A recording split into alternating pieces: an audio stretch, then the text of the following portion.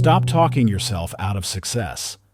Your words have more power than you realize, but only when you know how to use them. Most people waste their influence by talking too much. Every time you speak, you're either building authority or losing it. You're about to learn the exact techniques for maximizing every word's impact. This isn't theory. These are proven strategies that transform careers. Speak less, impact more.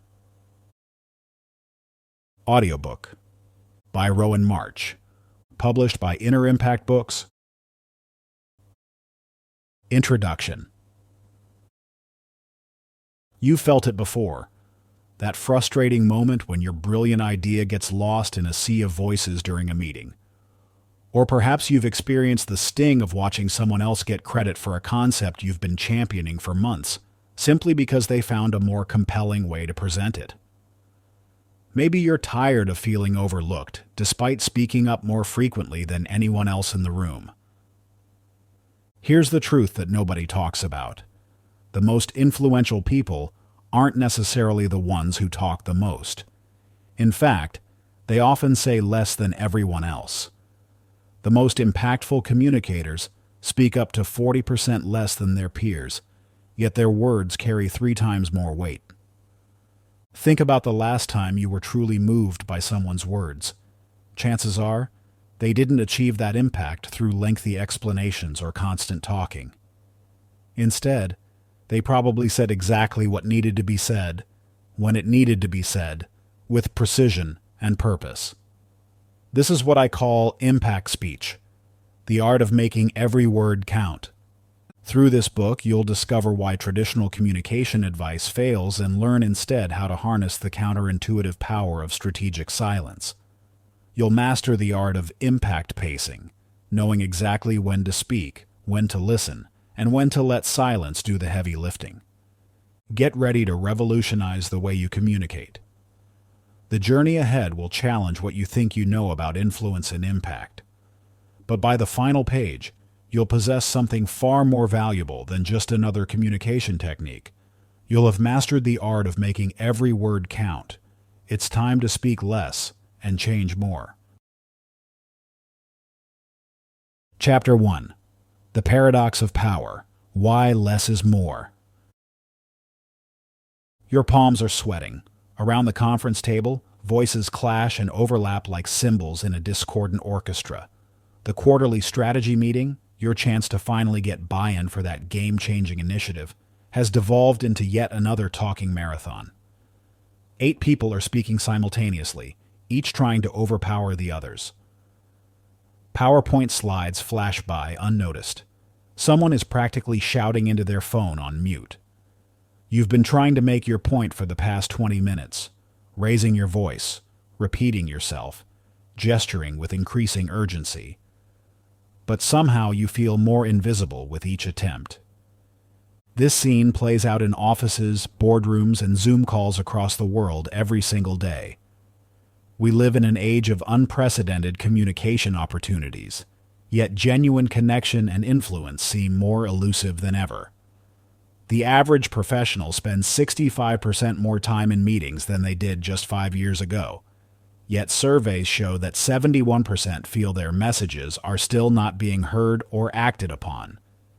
Here's the paradox that's holding you back. The harder you try to make your voice heard by speaking more, the less impact your words actually have. It's like trying to see stars by shining a flashlight at the night sky. The very thing you think will help is actually drowning out what you want to achieve. This counterintuitive relationship between quantity and impact lies at the heart of what neuroscientists call the cognitive processing paradox. Research from the Massachusetts Institute of Technology has shown that the human brain can only process about 750 words per minute effectively. When bombarded with more information than this threshold, our brains employ selective filtering, automatically tuning out what it perceives as excess noise. In other words, the more you talk, the more likely your audience's brains are to categorize your words as background chatter.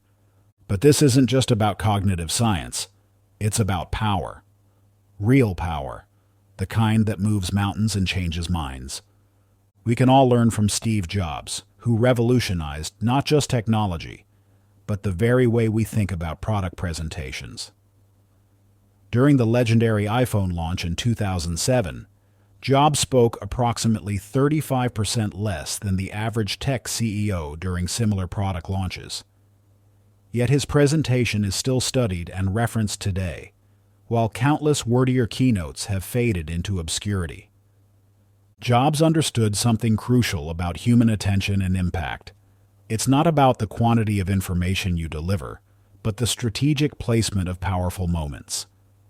He mastered the art of what I call impact spacing, using deliberate pauses and minimal, carefully chosen words to create maximum emotional and intellectual resonance.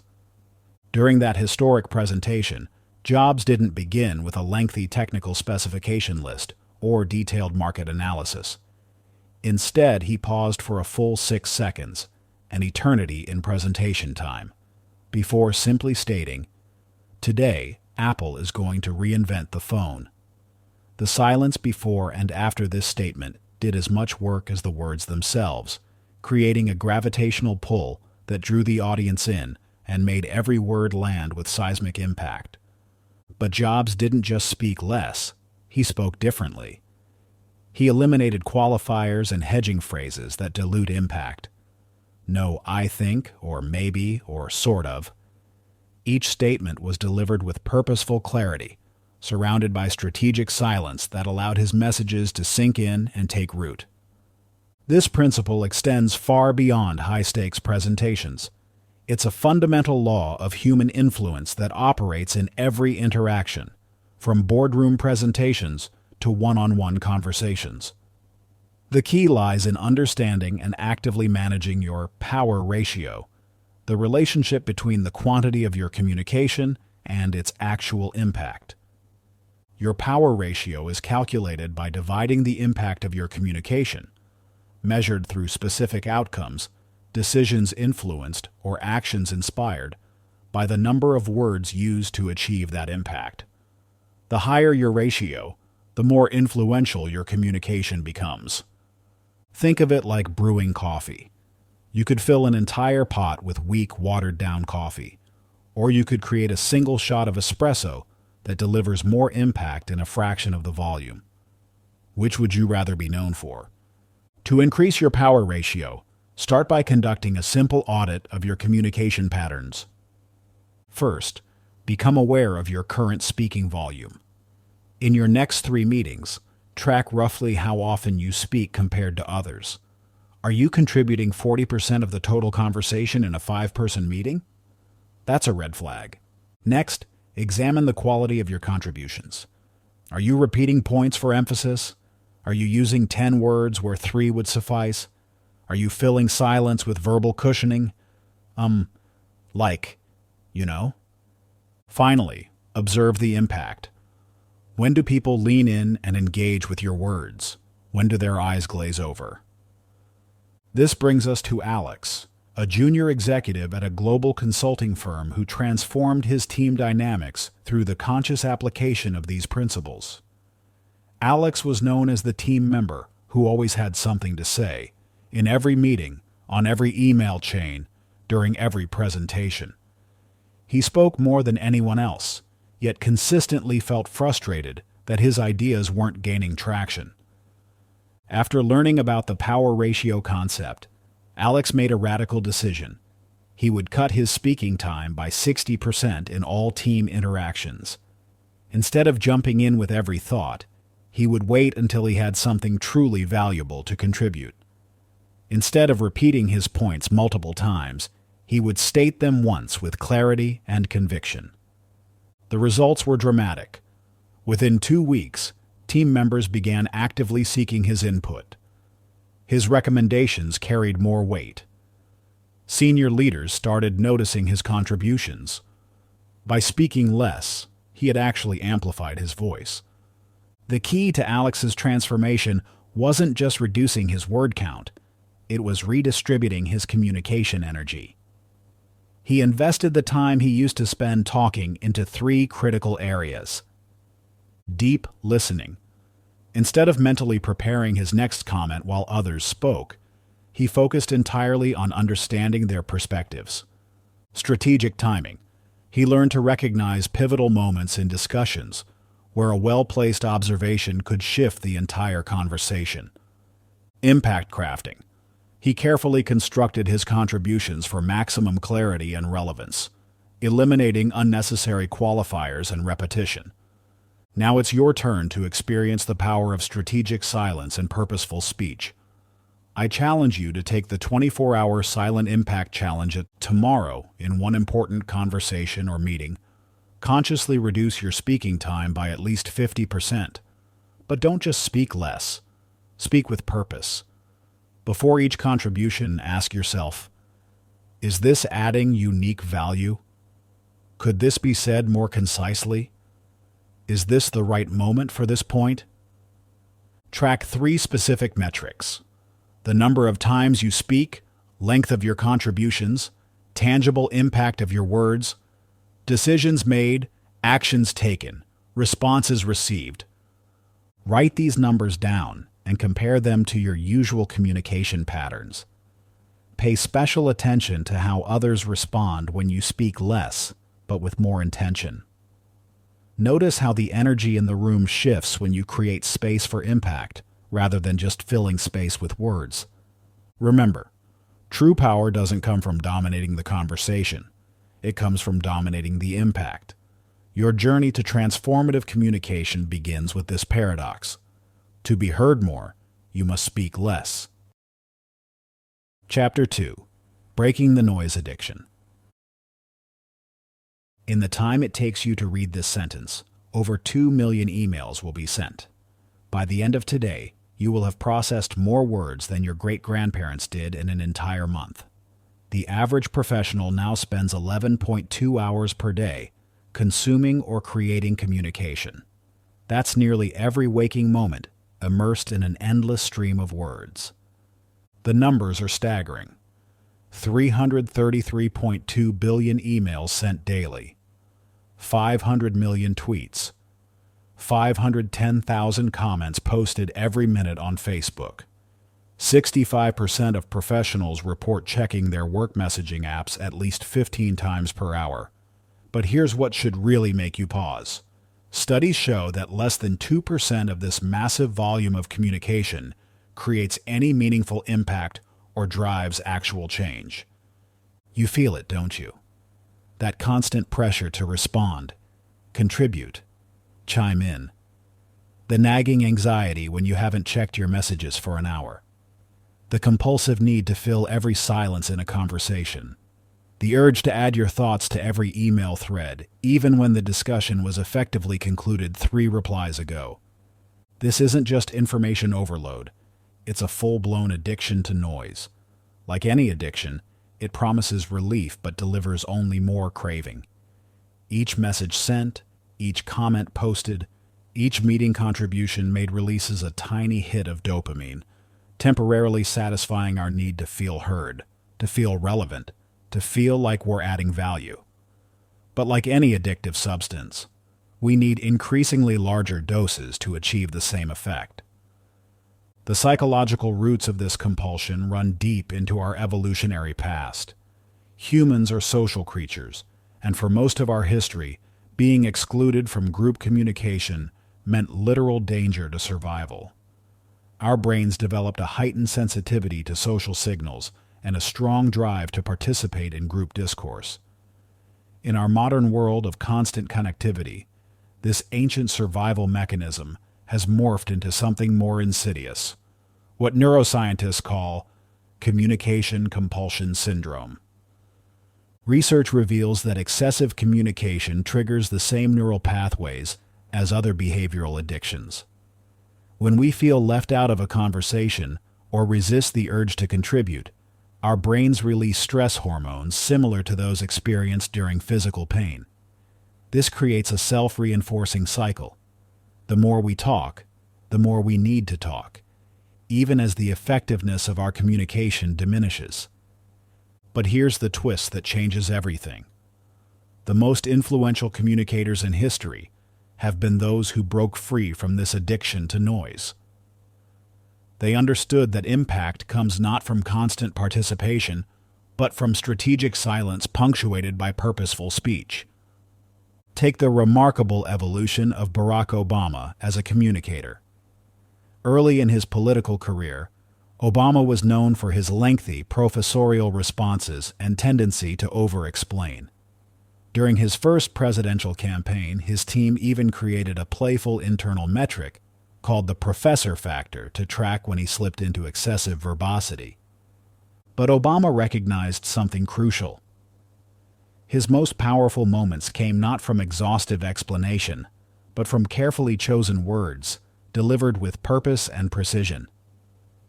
He began working with communication experts to break his addiction to comprehensive answers, focusing instead on what he called the power of the pointed pause. The transformation was remarkable. During the 2008 presidential debates, Obama spoke approximately 20% fewer words than his opponent, but achieved significantly higher impact scores from viewers. His famous "Yes, we can" speech contained 40% fewer words than the average political victory speech, yet it became one of the most memorable and influential political addresses in modern history. Obama's team documented a direct correlation between his reduction in word count and his effectiveness ratings. When he cut his response length by half in town hall meetings, his persuasion metrics increased by 60%. He learned to replace verbal quantity with what his speech coach called purposeful presence, the art of making every word carry maximum weight. This transformation wasn't just about editing, it required a fundamental shift in mindset. Obama had to overcome what he later described as the academic's temptation to explain everything. He had to trust that less could indeed be more, that silence could be as powerful as speech, and that impact wasn't measured in word count but in hearts and minds moved. The journey from noise addiction to purposeful communication begins with understanding your own patterns. The compulsion to fill silence, to over-explain, to participate in every discussion. These aren't character flaws. They're learned behaviors, and like any learned behavior, they can be unlearned and replaced with more effective habits.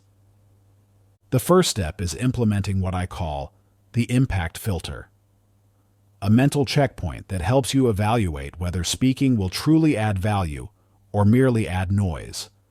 Before contributing to any conversation, run your potential response through these 3 questions.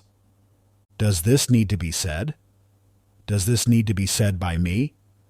Does this need to be said by me right now? This filter isn't about silencing yourself. It's about elevating your communication from reflexive to purposeful. It's about transforming from someone who talks out of habit into someone who speaks with intention. To help you begin this transformation, I've developed the Silence Inventory exercise. This powerful self-assessment tool will help you identify your noise addiction patterns and create a concrete plan for recovery. Take the next 24 hours to document the communication triggers. What situations or emotions prompt you to speak when silence might be more effective? Note specific instances where you felt compelled to talk even though you had nothing essential to add. Impact assessment. For each significant conversation or meeting, record. How many times did you speak? What tangible impact did each contribution have? Could the same impact have been achieved with fewer words? Silence opportunities. Identify 3 specific situations in your regular routine where you could experiment with strategic silence instead of automatic speech. These might be the first 5 minutes of team meetings or the moment after someone asks you a question. Pattern recognition. At the end of the day, review your inventory and look for patterns. What times of day do you tend to over-communicate? Which types of situations trigger your noise addiction? Where do you see the biggest gap between words spoken and actual impact? This inventory isn't about judgment, it's about awareness. Every recovered noise addict started with this simple step of honest self-observation. Use your findings to create a personal impact map, identifying specific opportunities to replace quantity with quality in your daily communications. Remember, breaking free from noise addiction isn't about becoming silent. It's about becoming purposeful. It's about choosing impact over volume, influence over noise, connection over constant contact. Your journey to recovery begins with this inventory. Take it seriously, be brutally honest, and prepare to discover just how powerful your voice can become when you free it from the burden of constant use.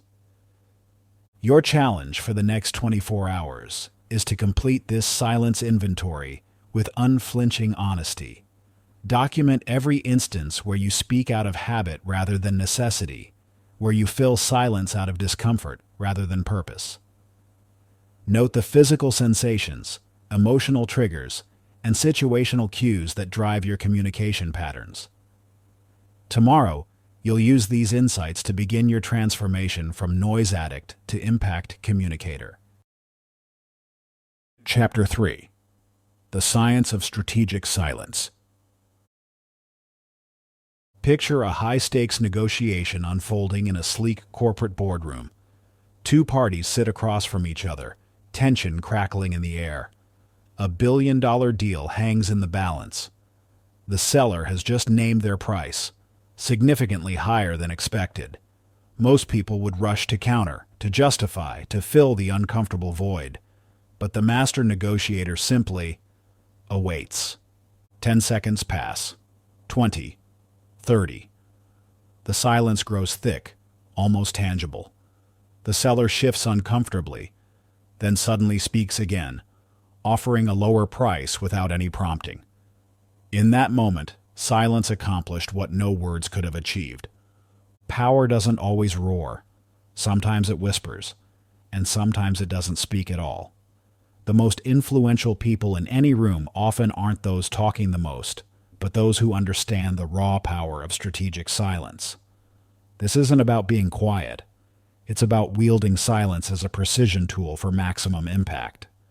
Neuroscience has revealed fascinating insights into why silence holds such profound power over human behavior and decision-making.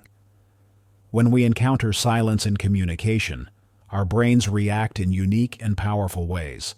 Functional MRI studies show that unexpected silence in social situations activates the amygdala, our emotional processing center, even more strongly than sudden loud noises. This reaction triggers what neuroscientists call the silence response cascade.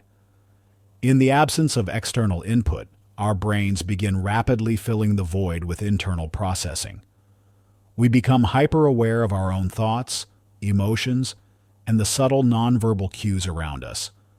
This state of heightened neural activity can lead to deeper insight, better decision-making, and increased emotional intelligence, but only if we learn to harness it effectively.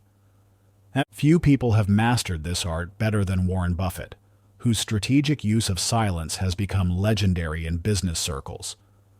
While many know Buffett for his investment wisdom, his mastery of strategic silence has been equally crucial to his success. During the 2008 financial crisis, Buffett received countless calls from panicked CEOs seeking his advice or investment. Instead of immediately responding with solutions or commitments, he would often sit in complete silence for extended periods after hearing their proposals. This wasn't indecision. It was strategic silence at work. One particularly telling incident occurred during negotiations with Goldman Sachs. After their executives finished presenting a complex investment proposal, Buffett remained silent for nearly 3 full minutes, an eternity in high-level business discussions. The Goldman team, unsure how to interpret his silence, began elaborating on their terms, eventually offering significantly better conditions without any verbal prompting from Buffett. Later, when asked about his technique, Buffett explained, "I've learned that when money and reputations are on the line, silence creates space for truth to emerge. Most people will tell you everything you need to know if you just let them keep talking." This approach wasn't just intuitive. It was backed by Buffett's understanding of human psychology and decision-making. He recognized that silence serves multiple strategic functions. It creates pressure that often leads others to reveal more information than they intended. It provides crucial time for proper analysis rather than reactive responses. It demonstrates power and control while building anticipation for when you do speak. It allows others to convince themselves, which is more effective than trying to convince them. But Buffett's use of silence goes beyond negotiations. In Berkshire Hathaway's headquarters, visitors are often struck by the unusual quiet. No constant phone chatter, no endless meetings, no steady stream of emails. Buffett has deliberately created what he calls thinking space, extended periods of uninterrupted silence that allow for deep analysis and better decision-making. The results speak for themselves. Studies of Buffett's investment decisions show that his average time to decision actually increases during market volatility, precisely when most investors feel pressured to act quickly.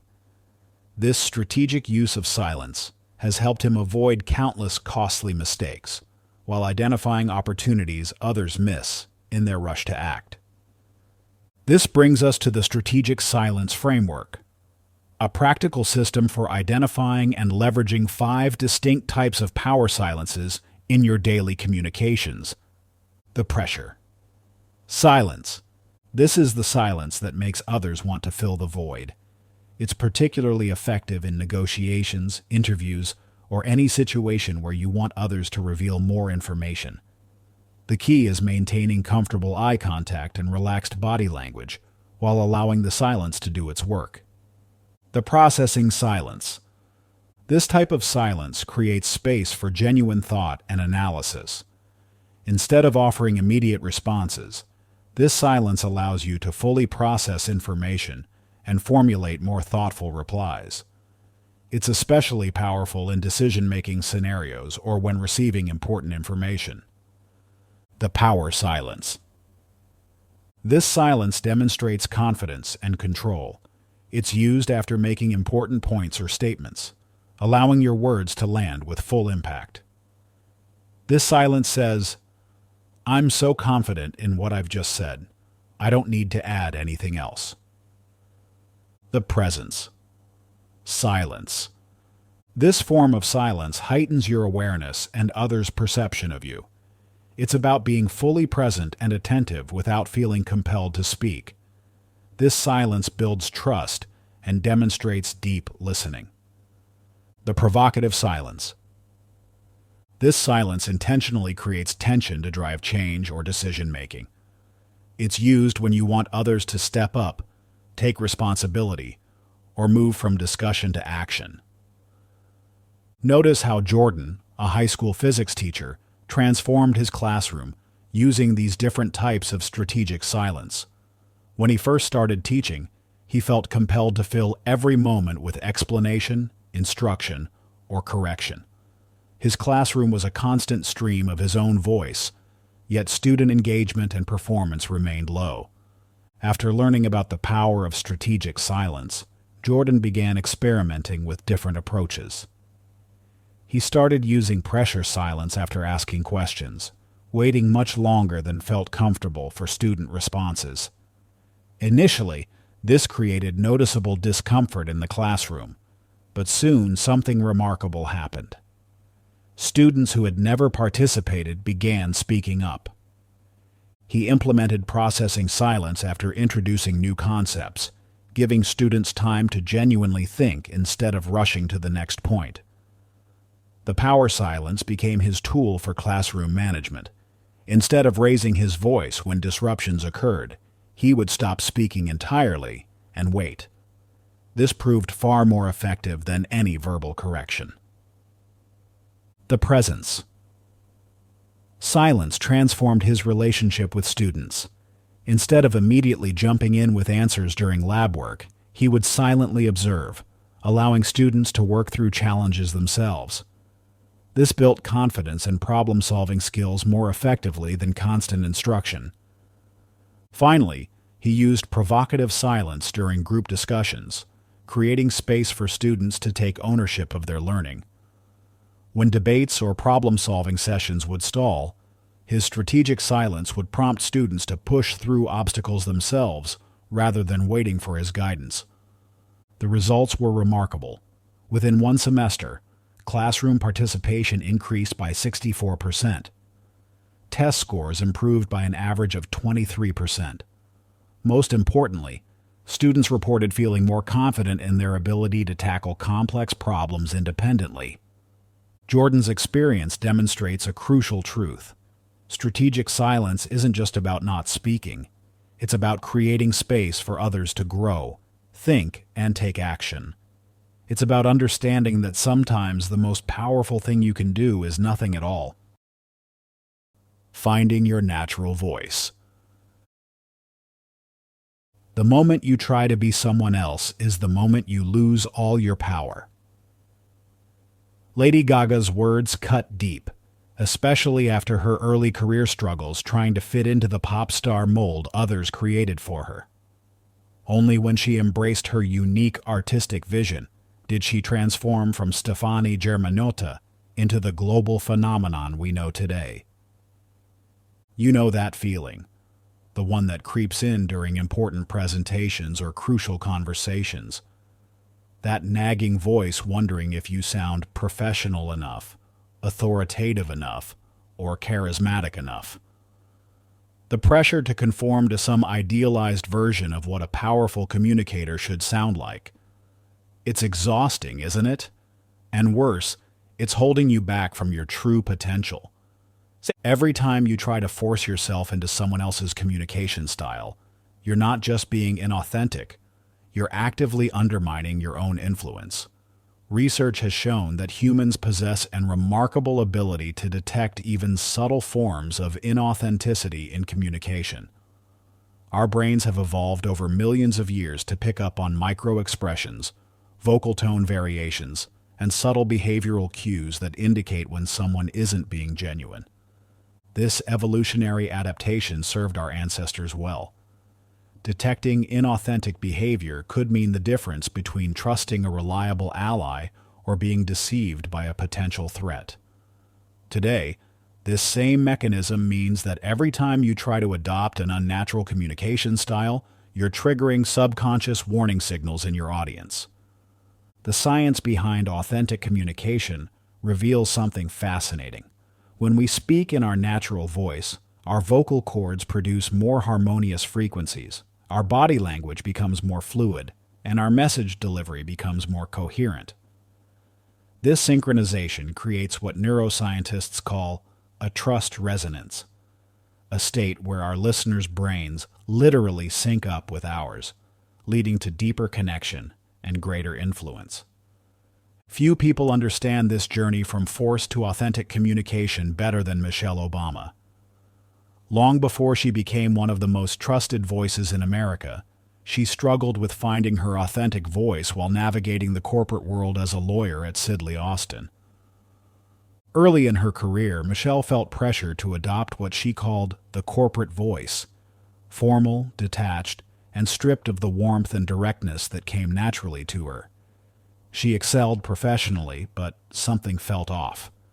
The turning point came during Barack Obama's first presidential campaign, when she initially tried to conform to traditional First Lady expectations. The media labeled her as angry or unpatriotic, when her natural passion showed through, and campaign advisors pushed her to adopt a softer, more conventional style. But instead of shrinking herself to fit these expectations, Michelle made a crucial decision. She would find a way to be herself while still growing as a communicator. Working with voice coach Michael Sheehan, she didn't try to change her natural communication style. Instead, she learned to amplify its strengths. She kept her direct approach, but added more personal stories. She maintained her passion, but channeled it into relatable narratives. She preserved her natural warmth while developing techniques to connect with larger audiences. The results were transformative.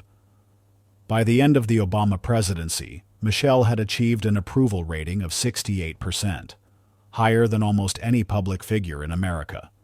Her 2018 memoir, Becoming, broke sales records not just because of her story, but because of how authentically she told it. The key insight from Michelle's journey wasn't that she needed to change who she was. It was that she needed to become more of who she already was.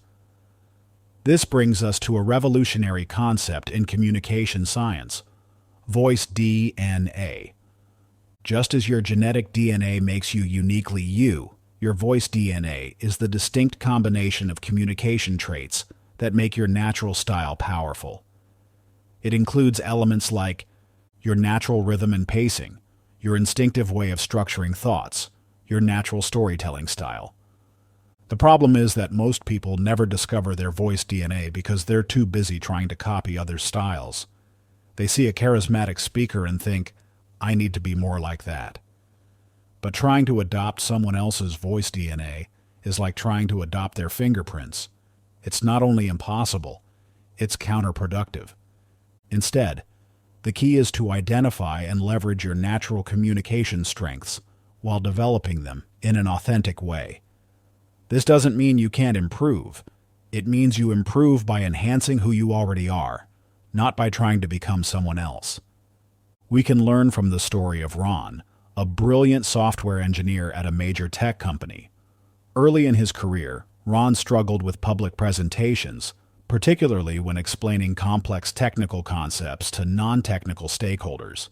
He attended numerous public speaking workshops where he was told to be more dynamic, use more hand gestures, and tell more jokes. Ron tried to implement this advice, but it felt forced and unnatural.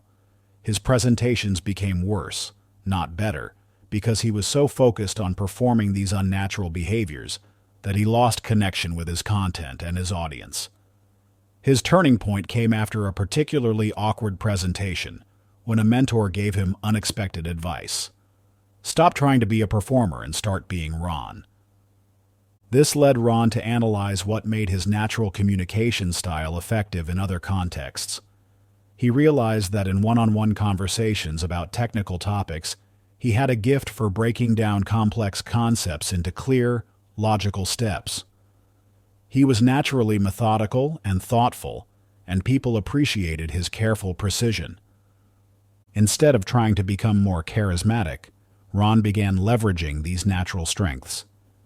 He stopped forcing himself to move around the stage and instead stayed in one spot, using clear hand gestures to illustrate technical concepts. He replaced forced jokes with carefully chosen analogies that made complex ideas relatable. He spoke at his natural measured pace rather than trying to speed up to seem more dynamic. The transformation was remarkable. Within 6 months, Ron became his department's go-to presenter for technical concepts. Stakeholders specifically requested him for important presentations because they knew they would get clear, trustworthy information without any artificial performance. What Ron discovered was his voice DNA, a communication style built on clarity, precision, and thoughtful explanation. By embracing these natural strengths rather than fighting against them, he became more influential than he ever could have been trying to imitate traditional, charismatic speakers. Your voice DNA is equally unique and equally powerful. You just need to discover it. Here's where the voice alignment exercise comes in. This simple but powerful exercise will help you identify your authentic communication patterns and strengths. First, choose a topic you're genuinely passionate about, something you could talk about for hours without preparation. It could be a hobby, a personal experience, or a subject you find fascinating. The key is picking something that naturally energizes you. Set up a voice recorder. Your phone will work perfectly. And spend 5 minutes talking about this topic as if you're sharing it with a close friend. Don't prepare or script anything. Just speak naturally. The goal is to capture your voice when you're completely unself-conscious and engaged. Now comes the interesting part. Listen to the recording and pay attention to your natural pace and rhythm. Do you speak in short bursts or flowing sentences? Do you use dramatic pauses or maintain a steady flow? Your energy patterns. When does your voice become more animated? What topics or aspects make you naturally more expressive? Your explanation style. Do you use stories, analogies, or step-by-step breakdowns? How do you naturally structure your thoughts? Your authentic humor. What makes you genuinely laugh or smile while speaking? What's your natural way of adding lightness to conversation? Your vocabulary patterns. What words and phrases do you naturally gravitate toward? How do you express emphasis or importance? As you analyze these elements, you'll start to see patterns emerge. These are the building blocks of your voice DNA. The key is to identify these patterns, not to judge them, but to understand how you can leverage and enhance them. Chapter 5. The Art of Active Listening. $2.8 million. The number hung in the air like a guillotine blade. That's what missing a single word in a client meeting cost Apex Technologies last year. During a crucial product development discussion, their team was so focused on presenting their solutions that they missed the client's subtle mention of an upcoming merger.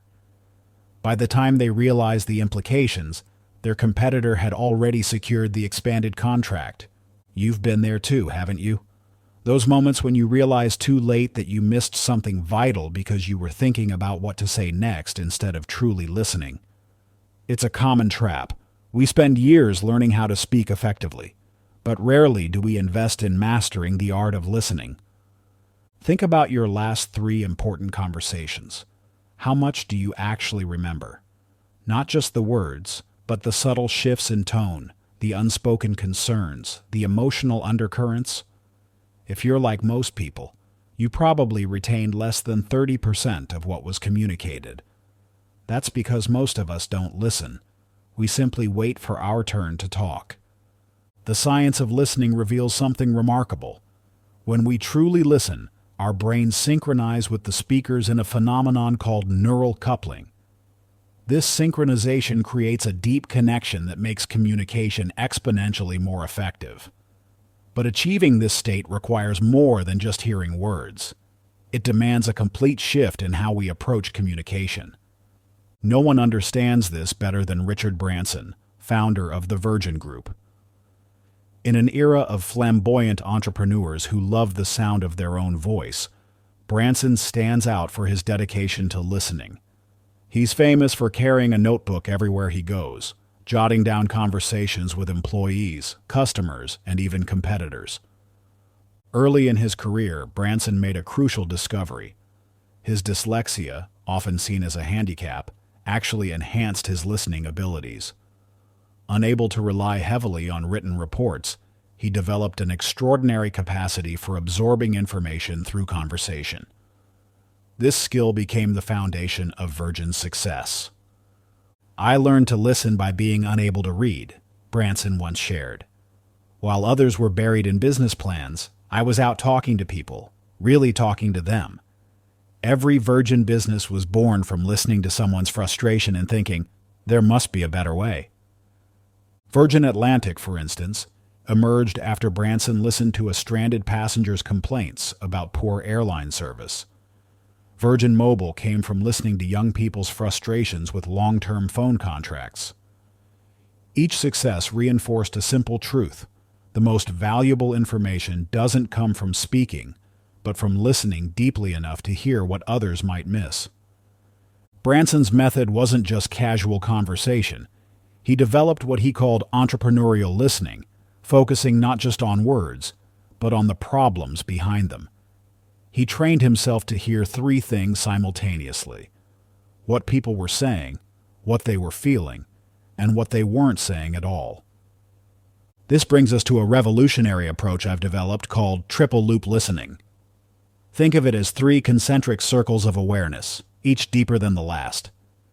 The first loop is content listening, hearing the actual words and facts being communicated.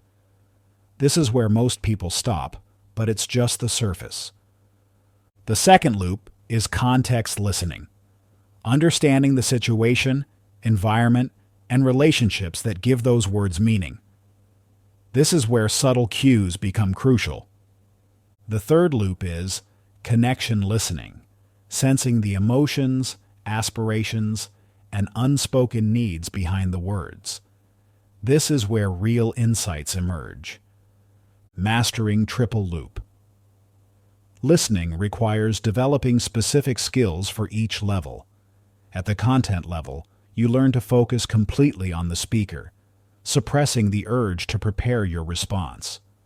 At the context level, you become aware of environmental factors and relationship dynamics that influence the conversation. At the connection level, you tune into emotional undercurrents and unspoken concerns. Notice how this transformed one organization's entire approach to customer service. Kayla Wong, customer service manager at a major online retailer, faced a crisis. Complaint escalations were rising, and customer satisfaction was plummeting. Traditional solutions, more training, better scripts, faster response times, weren't working. Then Kayla discovered something surprising. Analyzing recorded calls revealed that her team was missing crucial emotional cues in customer conversations. They were addressing the stated problems, but missing the underlying concerns that were actually driving customer dissatisfaction. Kayla implemented a new protocol based on triple loop listening. She trained her team to listen beyond the immediate complaint, content loop, to understand the customer's situation, context loop, and connect with their emotional state, connection loop. The results were stunning. Within 3 months, complaint escalations dropped by 70%. Customer satisfaction scores rose by 45%. Even more surprisingly, average call times actually decreased. When customers felt truly heard, resolutions came faster. But Kayla's most valuable insight came from an unexpected source. During a routine call review, she noticed something fascinating. The most effective service representatives weren't those who spoke the most professionally or knew the most about products. They were the ones who could pick up on subtle cues in a customer's voice and adjust their approach accordingly. This revelation led to a complete overhaul of their training program. Instead of focusing primarily on product knowledge and scripting, they began emphasizing listening skills and emotional intelligence. They introduced exercises in catching subtle vocal cues and identifying unstated concerns. The transformation went beyond metrics. Team morale improved as representatives felt more engaged and effective. Customer relationships became more genuine and lasting. What started as a crisis response became a competitive advantage, all through the power of deeper listening. This brings us to your challenge, the silent observer exercise. Tomorrow, attend an important meeting with one crucial difference. You're there only to listen and observe. No speaking unless directly asked a question. Your task is to document 3 specific types of insights. Content patterns. What key themes emerge? What words or phrases are repeated? Context. Signals. How do relationships and environment affect the discussion? What unspoken dynamics are at play? Connection moments.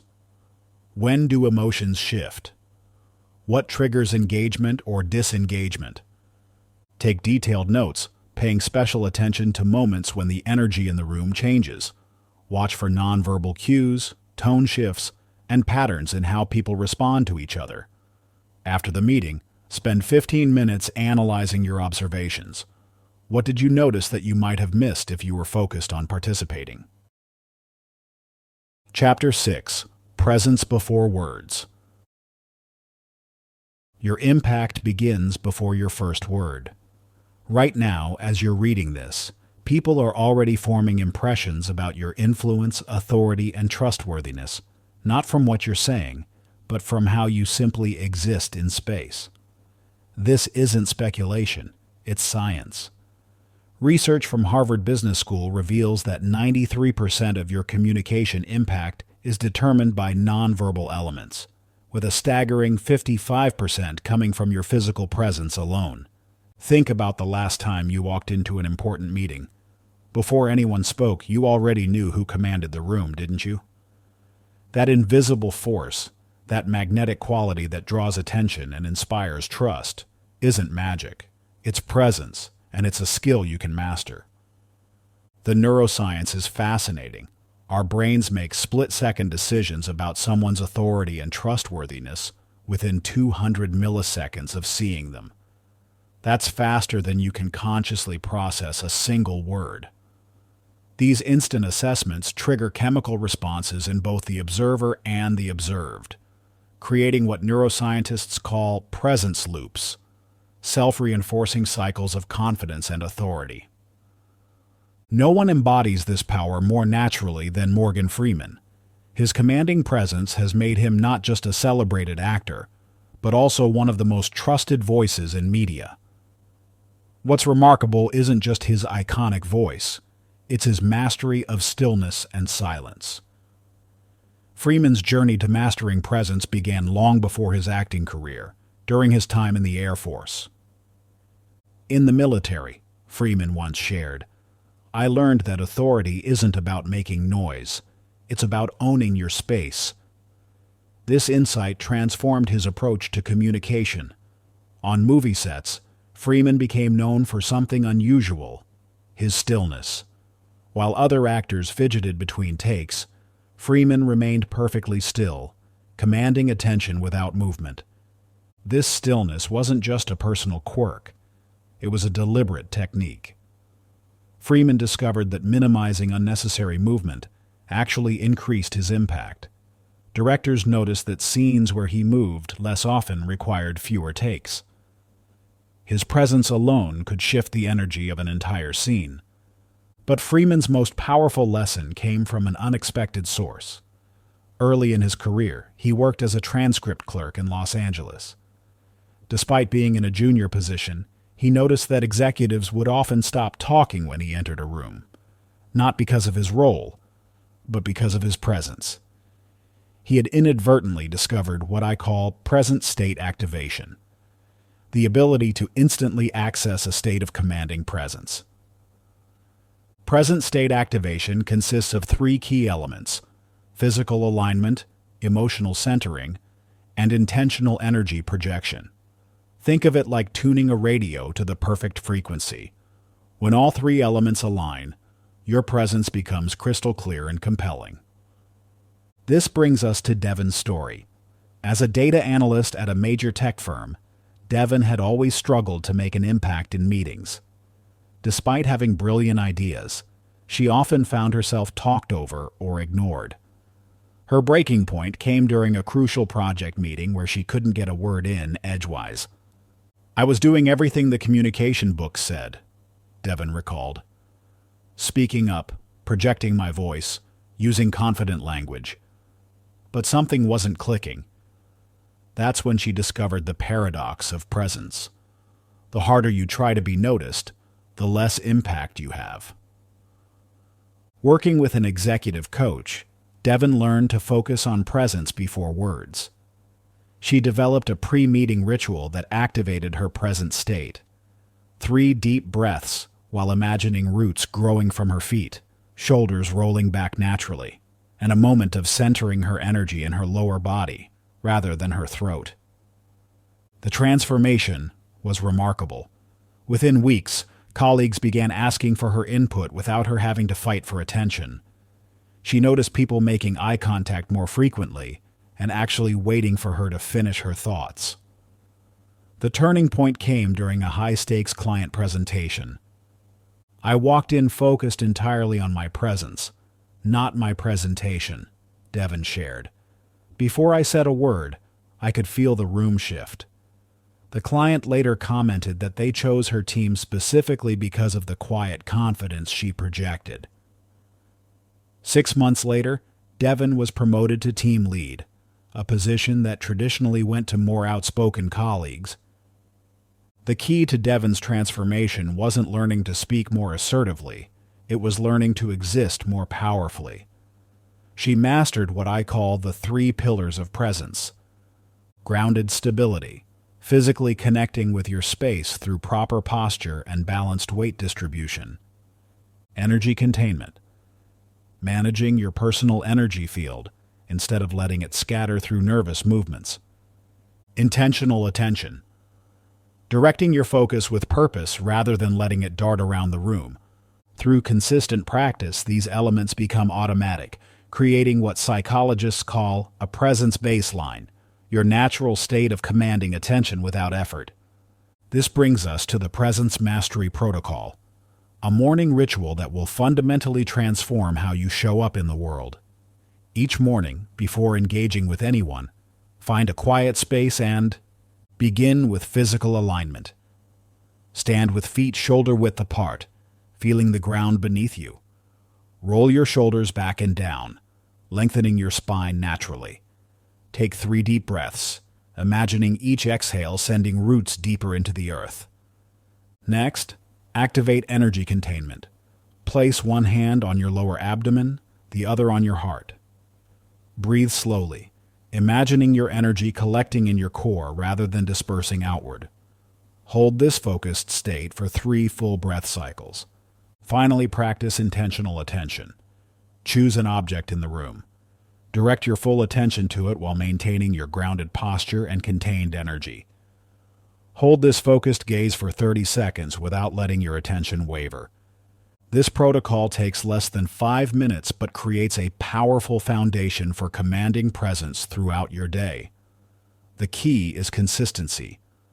Presence is a muscle that strengthens with regular exercise. To measure your progress, track these specific metrics. How long can you maintain eye contact without feeling uncomfortable? How many times do you fidget during important conversations? How often do people interrupt you versus waiting for you to finish? How frequently do others seek your input without prompting? Document these metrics daily for the next week, focusing particularly on high-stakes situations where presence matters most. You'll likely notice improvements within days, but the real transformation occurs over weeks of consistent practice. Your challenge for tomorrow is the 3-moment presence reset. Choose 3 specific times during your day, perhaps before an important meeting, during your lunch break, and before a difficult conversation. At each chosen moment, take 30 seconds to run through an abbreviated version of the Presence Mastery Protocol. Note how people respond to you differently in the minutes following each reset. Chapter 7. The Impact Formula. 6 words, $100 million. Impossible? Not when you understand the science of impact. In 2019, a startup founder walked into a Silicon Valley boardroom, carrying no slides, no props, and no lengthy pitch deck. The room filled with venture capitalists fell silent, expecting the usual hour-long presentation. Instead, she delivered 6 carefully chosen words. We make solar cheaper than oil. After 20 seconds of calculated silence, she added, Any questions? 90 minutes later, she walked out with a $100 million commitment. This wasn't luck. It was the impact formula at work. A precise method for creating maximum influence with minimum words. In a world drowning in information, the ability to compress complex messages into powerful, memorable statements isn't just useful, it's essential for survival. The formula consists of 3 critical elements: clarity, resonance, and action trigger. Think of them as the hydrogen, oxygen, and catalyst that create communication combustion. When properly combined, they generate what neuroscientists call sticky messaging, ideas that lodge themselves in the listener's mind and drive them to action. No one has mastered this formula more dramatically than Elon Musk. Early in SpaceX's journey, Musk struggled to convey his vision. His initial presentations were packed with technical details about rocket propulsion and orbital mechanics, fascinating to engineers but impenetrable to investors and the public. Everything changed when he discovered the power of message compression. Instead of explaining the intricacies of reusable rocket technology, he distilled SpaceX's mission into a single resonant phrase: make humans a multiplanetary species. This compression worked because it hit all three elements of the impact formula. Clarity. The message is instantly understandable, even to a child. Resonance. It taps into fundamental human desires for exploration and survival. Action trigger. It creates an immediate sense of urgency and necessity. I spent years thinking I needed to explain everything, Musk later revealed in a private investor meeting. Then I realized that people don't need to understand the physics of rockets. They need to understand why it matters. This revelation transformed SpaceX's fundraising success. The company raised more capital in the 6 months following this messaging shift than in the previous 2 years combined. But more importantly, it changed how people related to space exploration. The compressed message made an abstract concept feel personal and urgent. The science behind this is fascinating. Research from Stanford's Communication Lab shows that messages containing these three elements activate multiple regions of the brain simultaneously, creating what neurologists call cognitive resonance, a state where information isn't just processed, but felt. But the impact formula isn't just for billionaires and rocket ships. Take Miguel Ramirez's story. As executive director of a small environmental nonprofit in Arizona, Miguel struggled to generate support for his organization's water conservation efforts. His standard pitch was a 15-minute explanation of groundwater depletion rates, agricultural impact studies, and projected population growth. I had all the data, Miguel recalls, but I was losing people in the first minute. They'd nod politely, but I could see their eyes glazing over. His organization was doing vital work, but their message wasn't connecting. Everything changed when Miguel applied the impact formula. He spent a week working through the process. First, he identified his core truth: clarity. The region was running out of water. Next, he connected it to personal impact: resonance. Every family's future was at risk. Finally, he added urgency: action trigger. The time to act was now. After multiple iterations, Miguel compressed his entire pitch into 6 words. Your children's water ends in 2030. The impact was immediate and dramatic. At his next community meeting, that single sentence generated more questions, engagement, and ultimately donations than his previous 15-minute presentations ever had. Within 3 months, the organization's monthly donation revenue tripled. People finally understood what we were fighting for, Miguel explains. Not just intellectually, but emotionally. They felt it in their gut. The key to Miguel's success wasn't just brevity, it was strategic compression. He didn't simply make his message shorter, he made it more powerful by eliminating everything that didn't serve the core impact. This brings us to message compression, the practical technique for implementing the impact formula. Think of it like distilling spirits.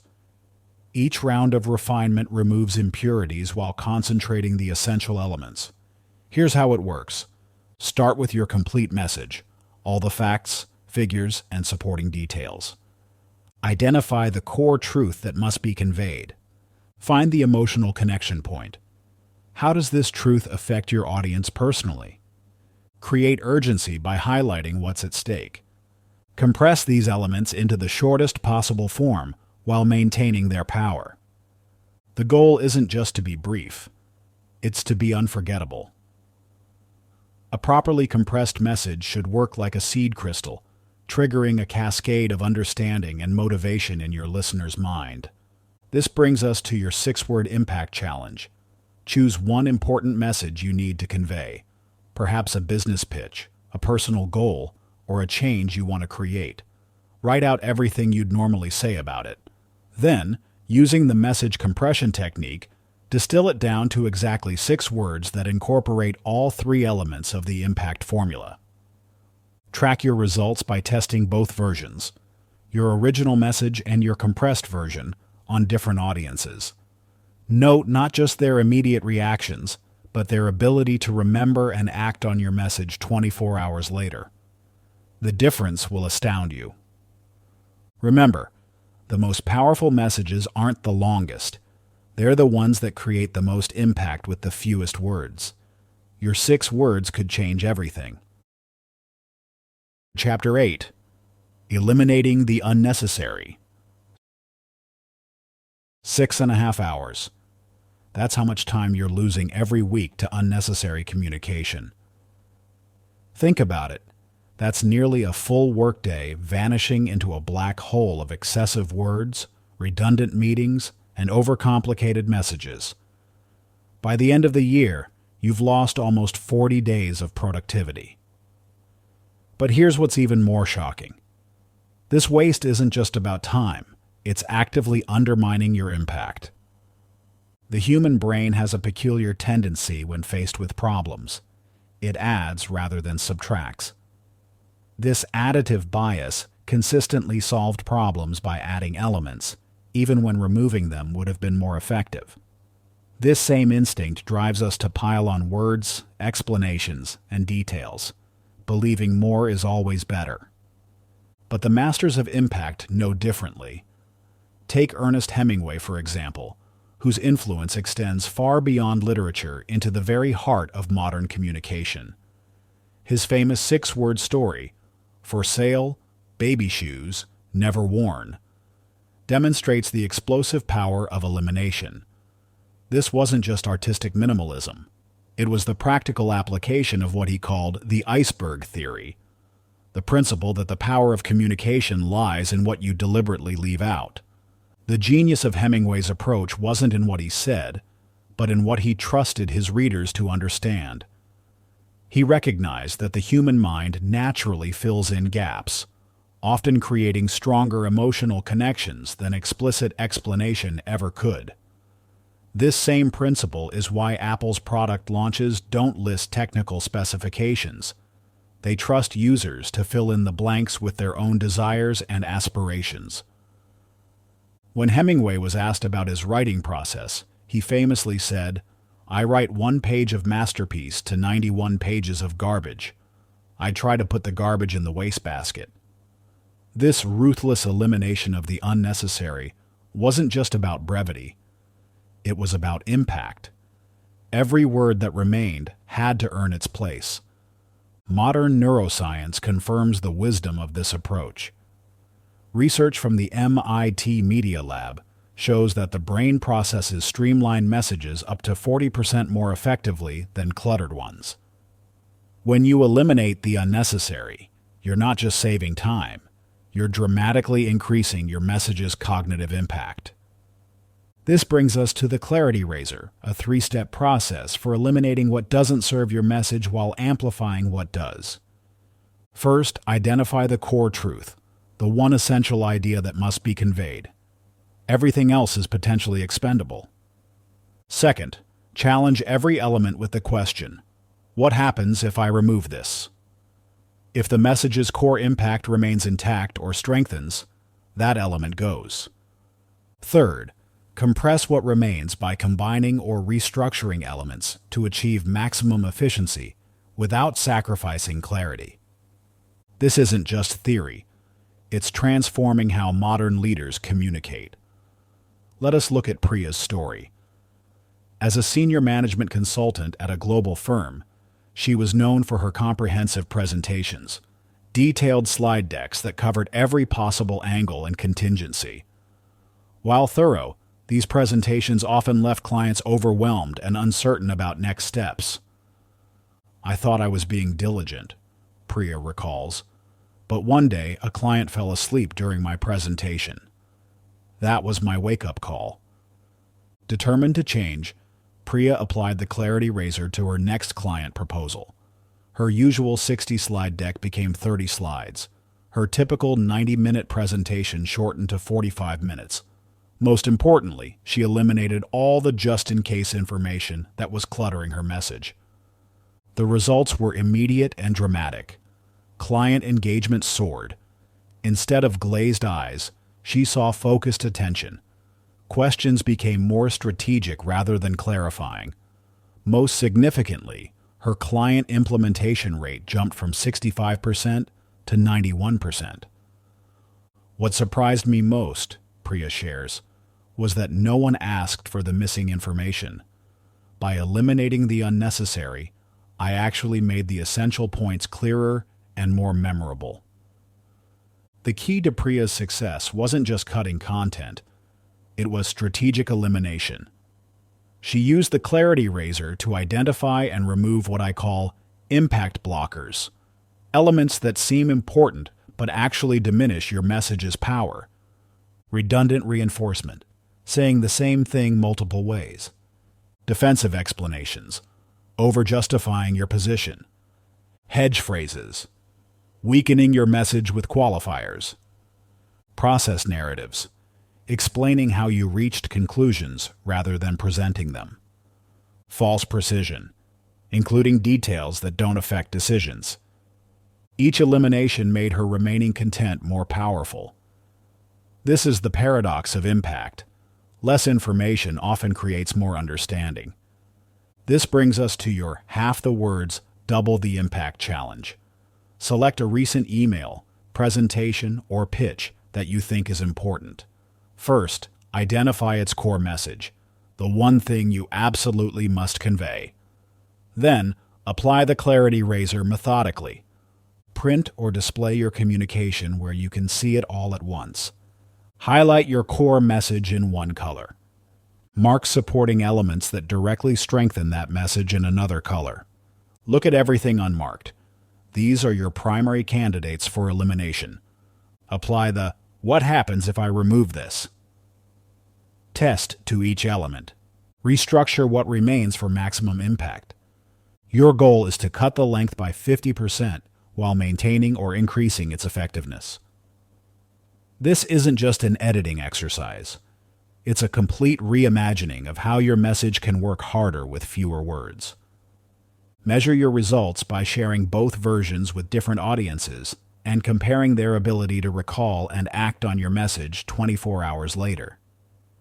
The difference in impact will show you why elimination isn't just about efficiency, it's about power. Chapter 9. Story-Driven Impact. Your brain is literally hardwired for stories. When you encounter raw data, only two areas of your brain activate: the language processing regions, Broca's and Wernicke's areas. But when you experience a story, something remarkable happens. Your entire brain lights up like a Christmas tree. Motor cortex, sensory cortex, emotional centers. They all engage in a neural dance that makes the experience 22 times more memorable than facts alone. Let me prove it with a quick story. In 1975, a young filmmaker faced complete disaster. His mechanical shark kept sinking, his budget was bleeding money, and the studio was ready to pull the plug. Instead of giving up, he turned this catastrophic failure into cinematic history's greatest success. By keeping the shark mostly unseen and focusing on human stories of fear and courage, Steven Spielberg transformed Jaws from a potential disaster into a masterpiece that changed cinema forever. The limitation became the innovation. You probably won't forget that story anytime soon. More importantly, you've already internalized its lesson about turning constraints into advantages. That's the power of story-driven impact. It doesn't just convey information. It rewires understanding at a neural level. Few people understood this power better than Walt Disney. When he first proposed Disneyland, investors saw only risk and impossibility. Traditional presentations and financial projections weren't moving the needle, so Disney did something revolutionary. He stopped trying to explain the park and started telling stories about the experiences families would have there. He would transport investors into vivid tales of parents watching their children's eyes light up at the sight of Sleeping Beauty's castle, of grandparents reliving their youth on Main Street, USA, of families creating memories that would last generations. These weren't just marketing stories. They were carefully crafted narratives that bypassed logical objections and spoke directly to emotional truth. Disney's masterstroke came when convincing the Anaheim City Council to approve his unprecedented project. Instead of dwelling on zoning details or economic projections, he told the story of how their city would be transformed into a destination that would capture the world's imagination.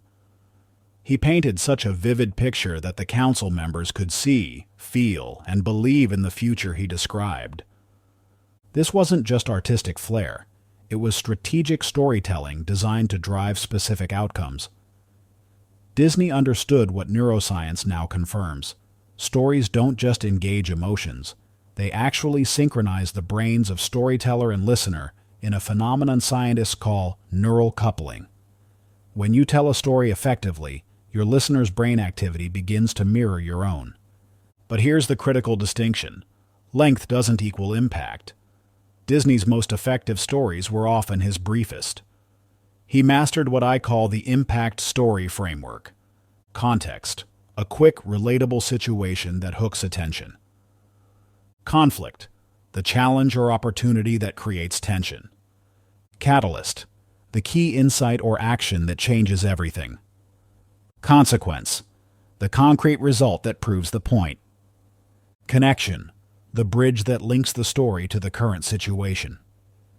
Each element flows naturally into the next, creating a narrative arc that typically takes less than 2 minutes to deliver, but leaves a lasting impression. Notice how Aisha, a newly promoted engineering team leader, transformed her struggling department using this exact framework. She inherited a team plagued by missed deadlines and low morale. Her predecessor had tried to fix things with detailed process documents and lengthy status meetings, but performance kept declining. Rather than adding more procedures, Aisha began collecting and sharing stories. In stand-up meetings, instead of reviewing task lists, she would briefly share how another team member had solved a similar challenge. During project kickoffs, rather than walking through specifications, she would tell the story of how their work would impact the end user. The most powerful moment came when dealing with a particularly thorny technical debt issue. Instead of her usual status update, she told this story. Last week, I watched Elena spend 6 hours tracking down a bug that should have taken 20 minutes to fix. The problem wasn't Elena's skills. It was our shortcut from 3 months ago when we were rushing to meet a deadline. That quick fix has now cost us 30 hours in Band-Aid solutions. But yesterday, Chris showed me a brilliant refactoring approach that would eliminate not just this bug, but prevent similar issues across the system. It will take 3 days now, but save us 3 weeks over the next quarter. That 2-minute story accomplished what weeks of technical discussions couldn't. It got the team to enthusiastically embrace dealing with technical debt. Within 6 months, Aisha's story-driven approach had transformed the team's dynamics. Bug reports dropped by 64%, velocity increased by 40%, and team satisfaction scores hit record highs. The key to Aisha's success wasn't just telling stories, it was telling the right stories at the right time for the right impact. She mastered what I call strategic story selection, choosing narratives that specifically addressed current challenges while building toward future goals. The power of precision. Your Honor, the contract clearly states best efforts, not reasonable efforts. The courtroom falls silent as the judge considers these two seemingly similar phrases. This single word distinction would ultimately determine the outcome of a $2.1 billion contract dispute between two tech giants. One phrase legally required exhausting every possible option, while the other merely demanded sensible attempts. You face similar linguistic crossroads every day, though perhaps with less dramatic financial consequences. The words you choose, or fail to choose precisely, shape decisions, influence relationships, and determine outcomes in ways you might not realize. Each word carries its own neurological signature, triggering specific patterns of brain activation that can either amplify or diminish your impact. Think about the last time you tried to convince someone of something important. Did you default to vague terms like good, better, or improve? These words are like linguistic sugar, empty calories that fill space without providing nutritional value to your message. The power of precise language has no greater champion than Martin Luther King Jr. His "I Have a Dream" speech wasn't just poetic, it was a masterclass in linguistic precision. When King spoke of the red hills of Georgia, he didn't just say the South. When he envisioned his children being judged by the content of their character rather than the color of their skin, he didn't merely call for equality. Each phrase was carefully chosen to trigger specific neural pathways in his listeners' brains. Modern neuroscience reveals why King's precision was so powerful. When you hear vague words like good, your brain makes a weak general association. But when you encounter precise language like the red hills of Georgia, your visual cortex activates, creating a vivid mental image. The phrase content of their character engages moral reasoning centers, while color of their skin activates both visual processing and emotional regions. This multi-region neural activation makes precise language up to 5 times more memorable than general terms. King's precision wasn't just artistic, it was strategic. He understood that "we hold these truths to be self-evident" would resonate more powerfully than "we believe," because it echoed the Declaration of Independence. He knew that fierce urgency of now would create more emotional impact than important, because it combined temporal pressure with intensity. This brings us to the precision matrix, a practical framework for selecting words that trigger both emotional and logical responses in your listeners.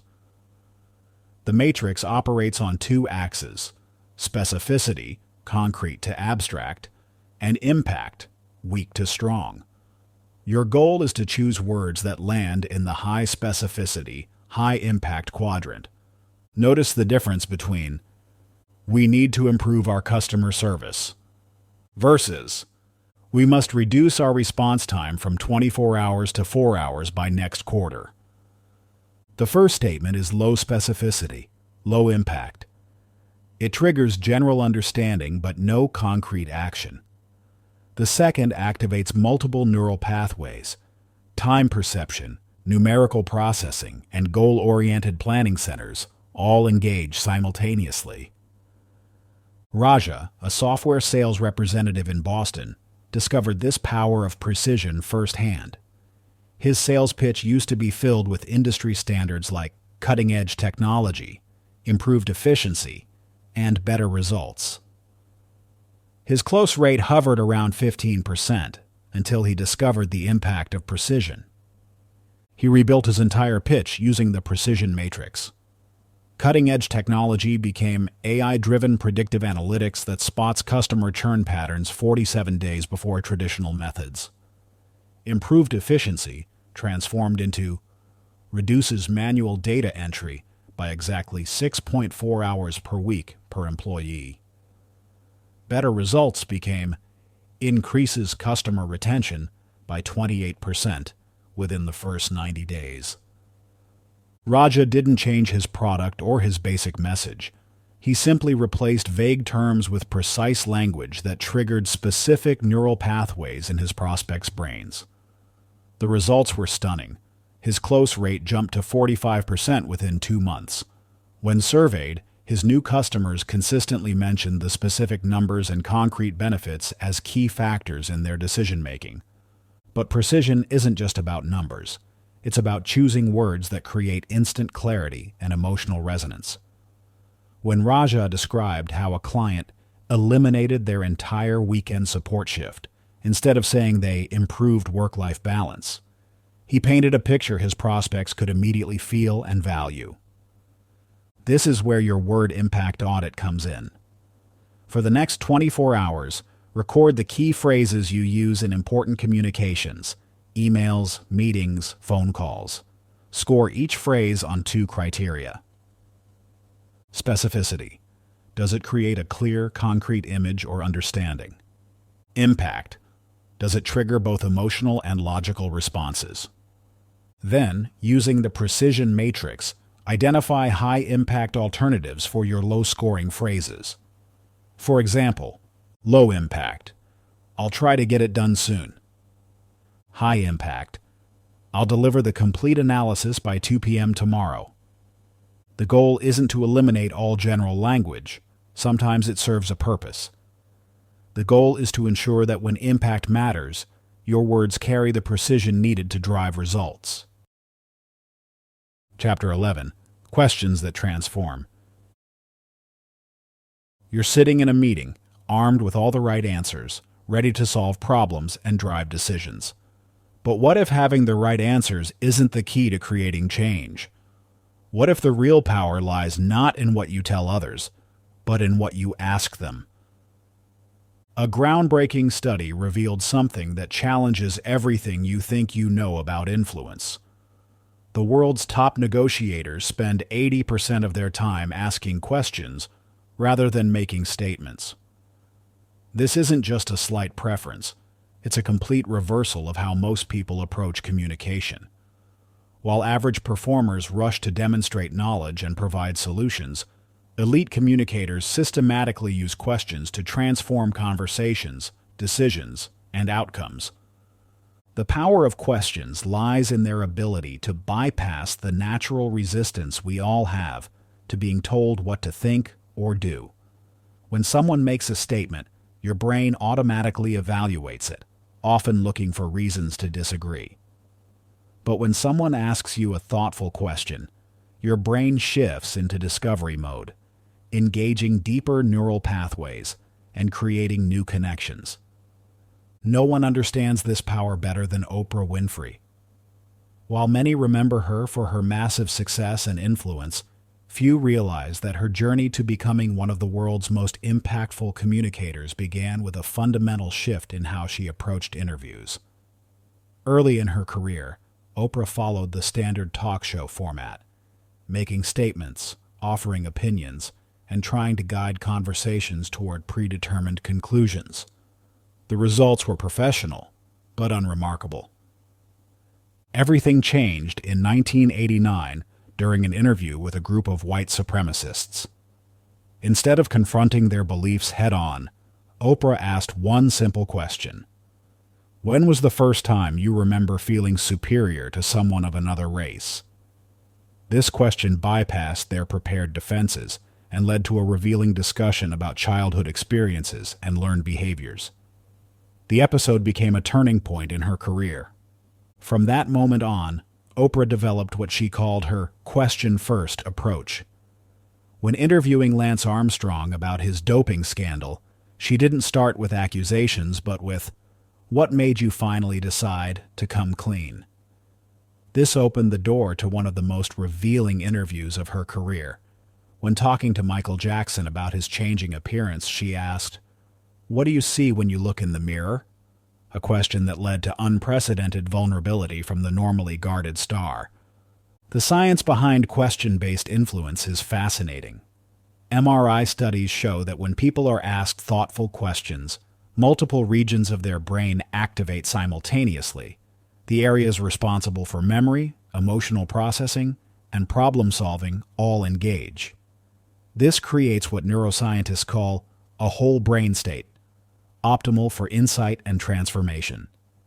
This brings us to the strategic questioning framework, a practical system for crafting questions that drive change. The framework operates on 3 levels: discovery, insight, and action.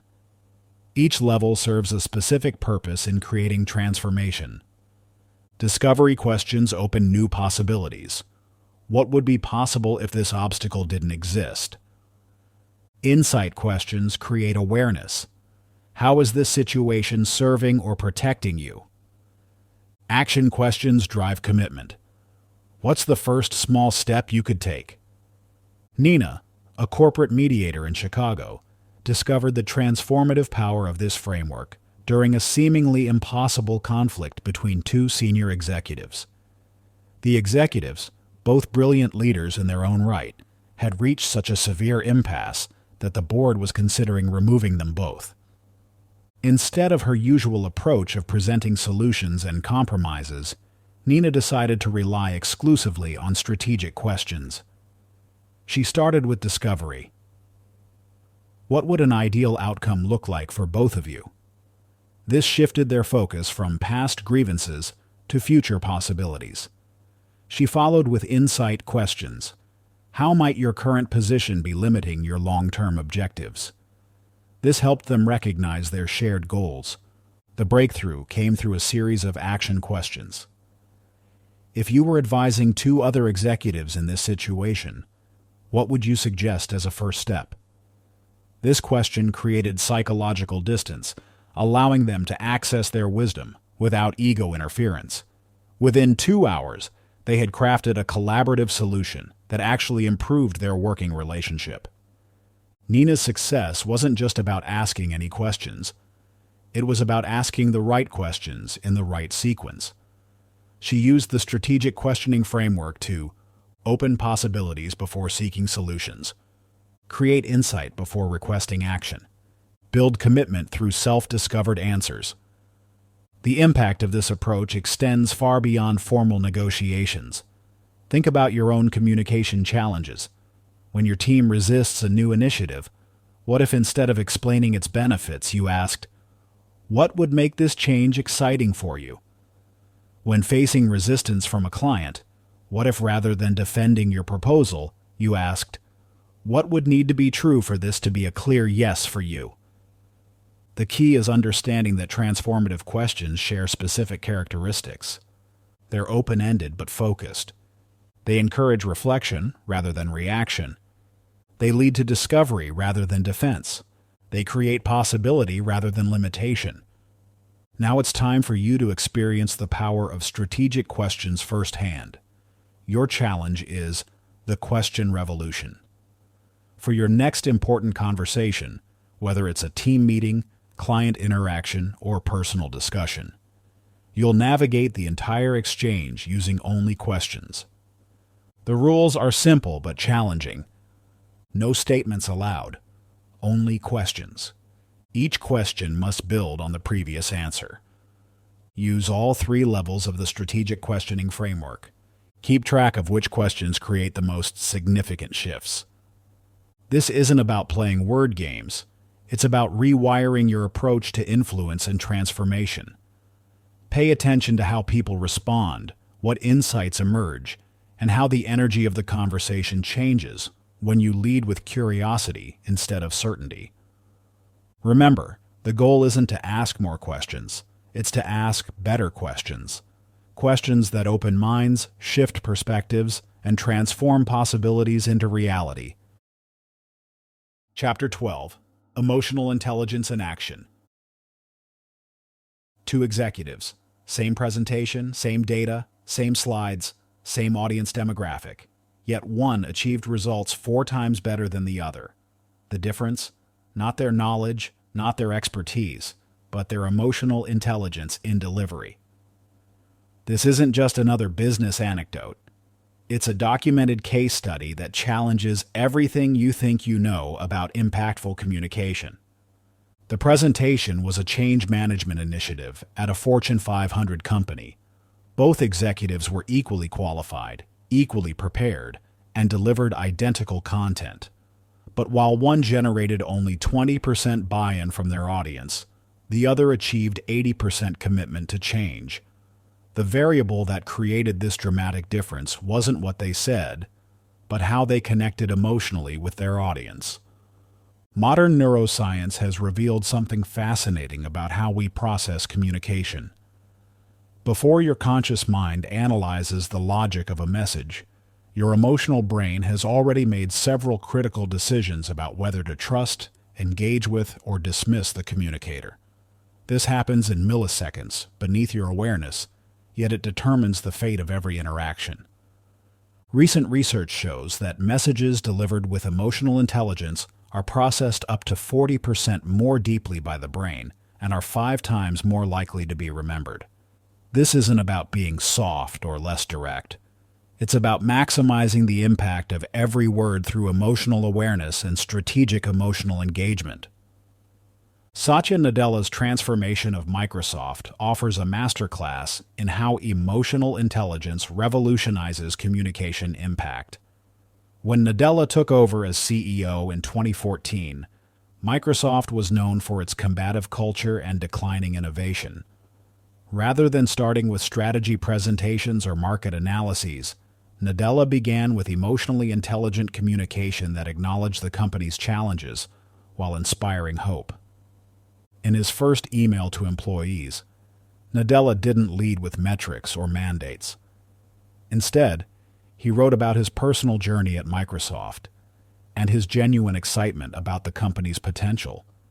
He consistently demonstrated vulnerability by sharing his own learning experiences and mistakes. This wasn't just feel-good leadership. It was strategic emotional intelligence that rebuilt trust and created psychological safety for innovation. During quarterly earnings calls, Nadella broke from tradition by discussing not just numbers, but the human impact of Microsoft's work.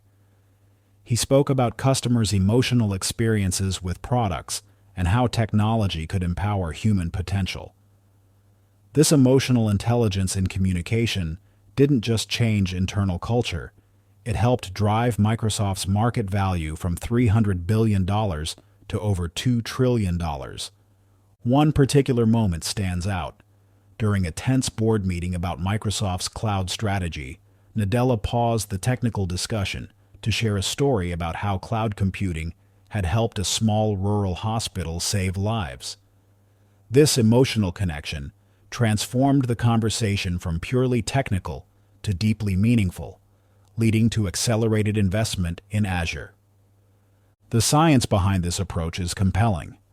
When we communicate with emotional intelligence, we activate what neuroscientists call the social engagement system, a network of neural circuits that optimize attention, trust, and collaboration. This system, when activated, makes listeners up to 76% more likely to engage deeply with your message and take action.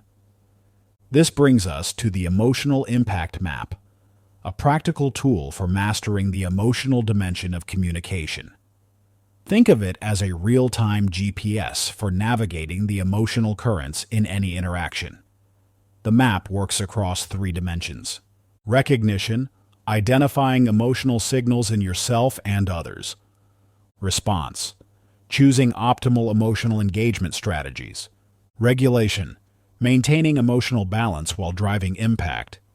Liam, a brilliant software architect in Seattle, discovered the power of this approach when he took over a struggling development team.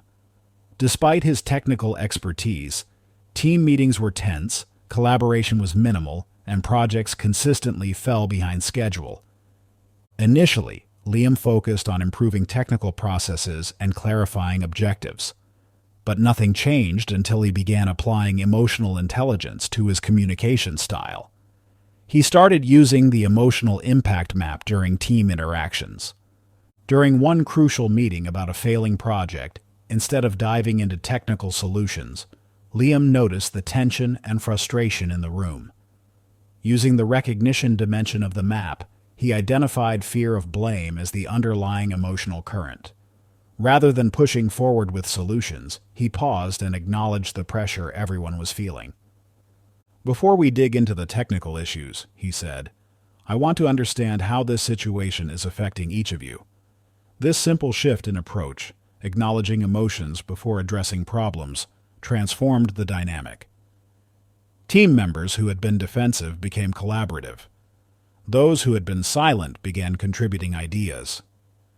Liam then used the response dimension to strategically guide the emotional tone of the discussion. When he sensed anxiety about proposed changes, he shared a story about his own past failure and what he learned from it. This vulnerability, applied strategically, didn't diminish his authority. It enhanced his influence. The regulation dimension helped him maintain this approach even when faced with resistance or criticism. Instead of reacting defensively to challenges, he learned to pause, acknowledge the emotional content of the opposition, and respond in ways that built trust rather than compliance. Within 3 months, Liam's team went from having the department's lowest engagement scores to its highest. Project completion rates improved by 60%, not because the team worked longer hours, but because emotional intelligence and communication had unlocked their collective potential. You can learn to wield emotional intelligence just as effectively. Here's your challenge. I've prepared 3 video scenarios of challenging workplace conversations. Access them through the QR codes below. For each scenario, watch with the sound off first. Identify the emotional currents just from body language and expressions. Watch with sound. Note how verbal and nonverbal emotional signals align or conflict. Write down your optimal response strategy using the emotional impact map. Compare your analysis with expert breakdowns provided through the companion link. Focus particularly on moments where emotional signals shift. These are the critical points where emotional intelligence can transform outcomes. This isn't just an academic exercise. It's practical training for the emotional dimension of impact. Pay attention to how your own emotional state influences your analysis. Notice patterns in how different emotional approaches affect outcomes. Remember, emotional intelligence in communication isn't about being nice. It's about being effective. It's about maximizing the impact of every interaction by engaging both hearts and minds. Chapter 13. Room Reading Mastery. A startup founder misreads tension in a board meeting, makes a joke, and loses $10 million in funding. A sales executive fails to notice the power dynamics between decision makers, pitches to the wrong person, and watches a year-long deal collapse in minutes. A team leader misses growing resentment in their department, pushes forward with changes, and triggers a mass resignation. In each case, the words spoken mattered far less than the room dynamics left unread. You've experienced this yourself. Those moments when something felt off but you couldn't quite identify what. The subtle shifts in energy that warned you of trouble ahead. The invisible alliances that determined decisions before any discussion began. This isn't just about being observant. It's about mastering the hidden language of room dynamics that shapes every interaction. The science of group dynamics reveals something fascinating. 67% of meeting outcomes are determined by room dynamics established in the first 30 seconds. Your brain is actually processing these dynamics constantly, but without a system for interpreting them, this valuable data remains just below your conscious awareness. Taylor Swift's mastery of room reading offers a masterclass in this crucial skill. During her 2015-1989 World Tour, a technical malfunction in Washington, D.C. threatened to derail her performance. As the backup systems failed, Swift instantly read the rising anxiety in the stadium. Instead of pushing through with a compromised show, she transformed the moment into an intimate acoustic session, reading and riding the crowd's energy to create what fans later called the tour's most memorable night. But Swift's room reading mastery goes beyond crisis management. During a 2019 industry event, she demonstrated remarkable environmental awareness by detecting subtle tension between label executives before anyone spoke. She adjusted her remarks in real time, addressing underlying concerns that hadn't been voiced, and successfully navigated a potentially contentious situation. Perhaps most impressively, during her 2023 Eras Tour, Swift consistently modified her between-song interactions based on the specific energy of each crowd. She developed a systematic approach to reading stadium dynamics, scanning sections for energy patterns, and adjusting her performance intensity accordingly. This wasn't just intuition. It was a refined system for reading and responding to room dynamics at massive scale. The room dynamics scanner I've developed builds on these principles, breaking down room reading into 4 measurable elements. Energy, the collective vitality and engagement level of the group. Alliances, the invisible but powerful connections between participants.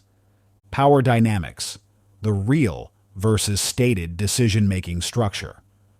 Emotional temperature, the prevailing mood and emotional undercurrents. For each element, there are specific indicators to watch for in the first 30 seconds. Energy shows itself through posture, movement patterns, and micro-expressions. Watch how people enter the space, where they choose to sit or stand, and their physical engagement with their environment. Alliances reveal themselves through subtle glances, seating choices, and nonverbal validations. Notice who checks with whom before speaking, who mirrors whose body language, and who shares silent reactions to others' comments. Power dynamics manifest in who others physically orient toward, whose comments generate the most nonverbal responses, and who feels comfortable interrupting or changing topics.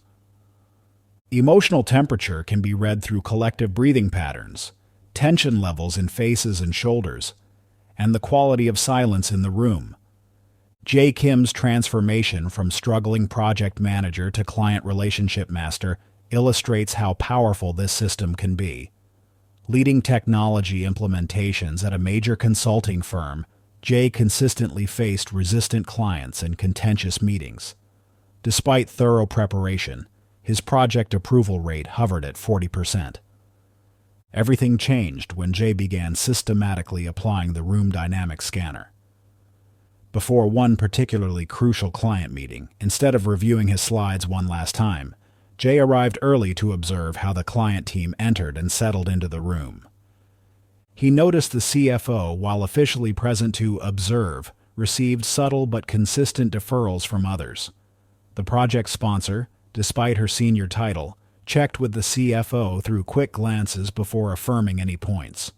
2 department heads who had expressed project support in private maintained careful neutral expressions, revealing an underlying political dynamic. Instead of launching into his planned presentation, Jay adjusted his approach. He directed his opening questions to draw out the CFO's underlying concerns. He created space for the department heads to safely voice their support by first acknowledging the implementation challenges they'd face. He positioned the project sponsor as the bridge between financial prudence and operational necessity. The result? Not only did he secure project approval, but he also established a level of trust that led to 2 additional project engagements. Over the next 6 months, as Jay refined his room reading skills, his project approval rate soared to 90%, earning him a rapid promotion to senior manager. Here's your 30-second room assessment challenge. Over the next 24 hours, enter 3 different types of gatherings, ideally a meeting, a social event, and a public space. In each situation, before entering, set a 30-second timer on your phone. Upon entering, rapidly assess all 4 elements of the room dynamic scanner. Write down your readings immediately after the 30 seconds. Track how events unfold to verify your initial reads. Use this assessment checklist for each element. Energy. Note high, medium, or low, and identify the primary energy center in the room. Alliances. Map at least 3 clear connections between people. Power dynamics. Identify the real, not just titled, power holders. Emotional temperature. Record the dominant and secondary emotional currents. Chapter 14. The Timing of Impact. In the depths of a South African prison cell, Nelson Mandela made a decision that would alter history. He chose silence. For 27 years he endured pressure to speak out, to denounce, to compromise. World leaders, activists, and even his closest allies urged him to say something, anything, to end his imprisonment. But Mandela understood what most never grasp: the transcendent power of waiting for the perfect moment. When he finally spoke upon his release in 1990, His words carried the weight of those 27 years. His message of reconciliation instead of revenge transformed a nation precisely because he had waited for the exact right moment. His timing turned words into legacy. You face this same fundamental truth every day, though perhaps with less dramatic stakes. That crucial feedback you're holding back, the innovative idea you're eager to share, the important conversation you need to have. Their impact hinges not just on what you say, but when you say it.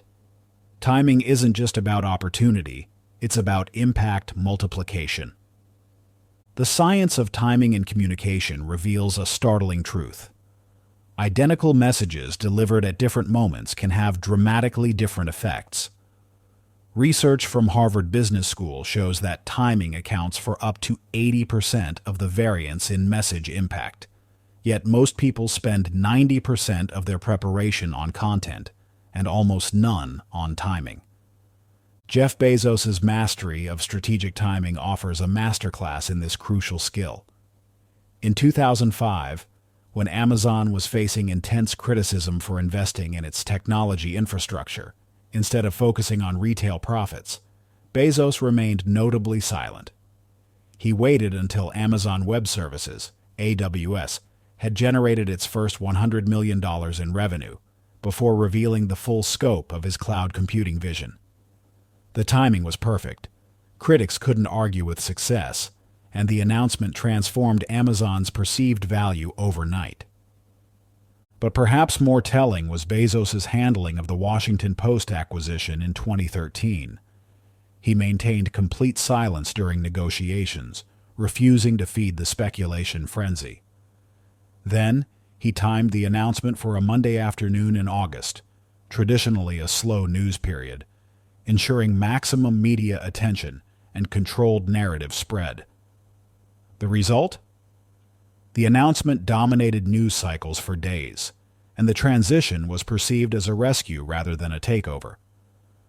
Most remarkably, Bezos demonstrated his timing mastery during the 2017 HQ2 announcement. Instead of immediately revealing Amazon's plans for a second headquarters, he orchestrated a carefully timed series of announcements that created unprecedented civic engagement and economic opportunity. Each revelation was precisely timed to maintain momentum while maximizing leverage. The impact timing matrix I've developed from studying such masters breaks timing down into 4 critical dimensions. Readiness, the audience's psychological and emotional preparedness for your message. Context, the surrounding circumstances that can amplify or diminish impact. Energy, the collective vitality and receptiveness of your audience.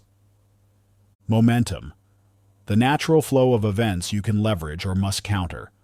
For each dimension, specific indicators signal optimal timing. Readiness shows itself through subtle shifts in resistance, questions asked, and nonverbal cues indicating openness to new ideas.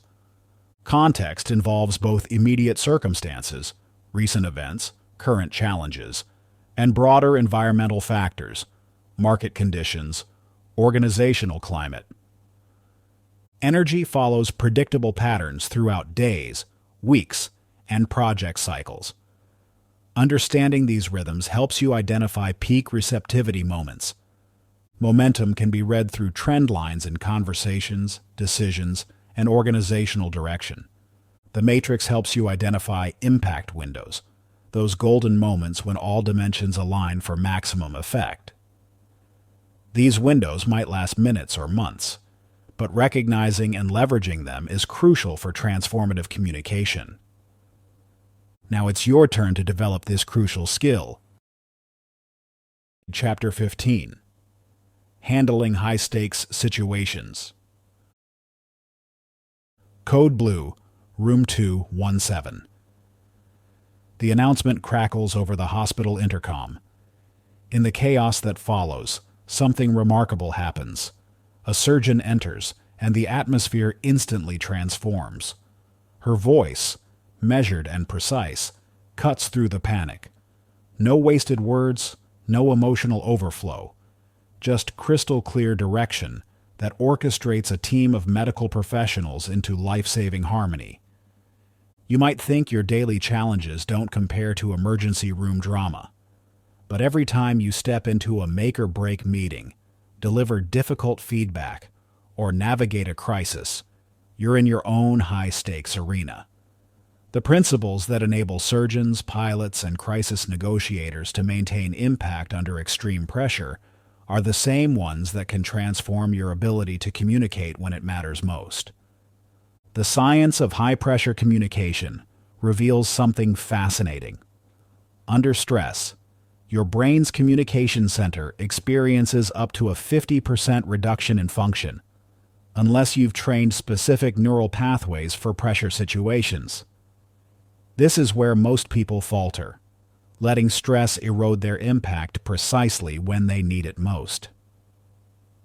Captain Chesley Sully Sullenberger's masterful handling of U.S. Airways Flight 1549 offers profound insights into high-stakes communication.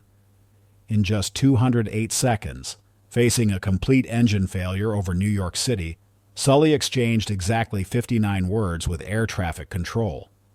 Each word was deliberately chosen, precisely timed, and delivered with remarkable composure.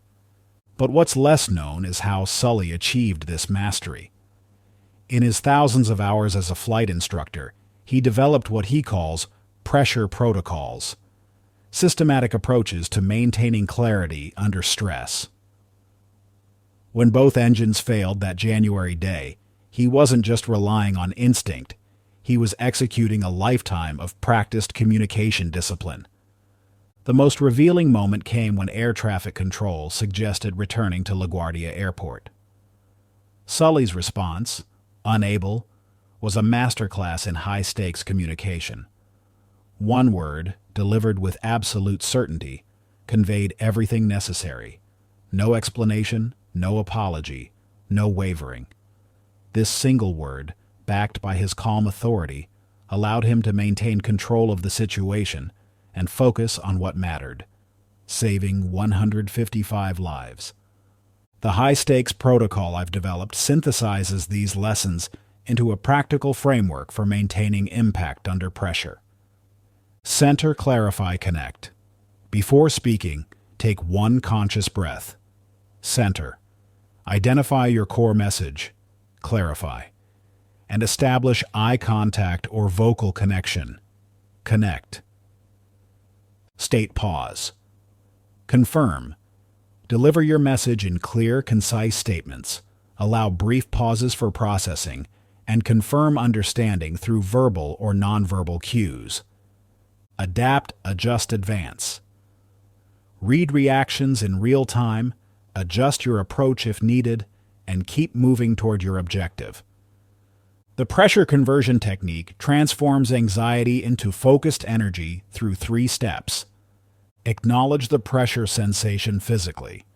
Reframe it as heightened readiness. Channel it into precise, purposeful communication. Zara's story demonstrates these principles in action. As head of crisis communications for a major tech company, she faced her ultimate test when hackers threatened to release customer data. The old playbook called for lengthy press releases and defensive posturing. Instead, Zara applied the high-stakes protocol. First, she centered herself with one deep breath, clarified her core message, protecting customer interests, and established direct connection with key stakeholders. Her initial statement was just 3 sentences. We detected unauthorized access to our systems. Our security team is working with federal authorities to address the threat. Customer protection is our priority, and we'll share verified information every hour.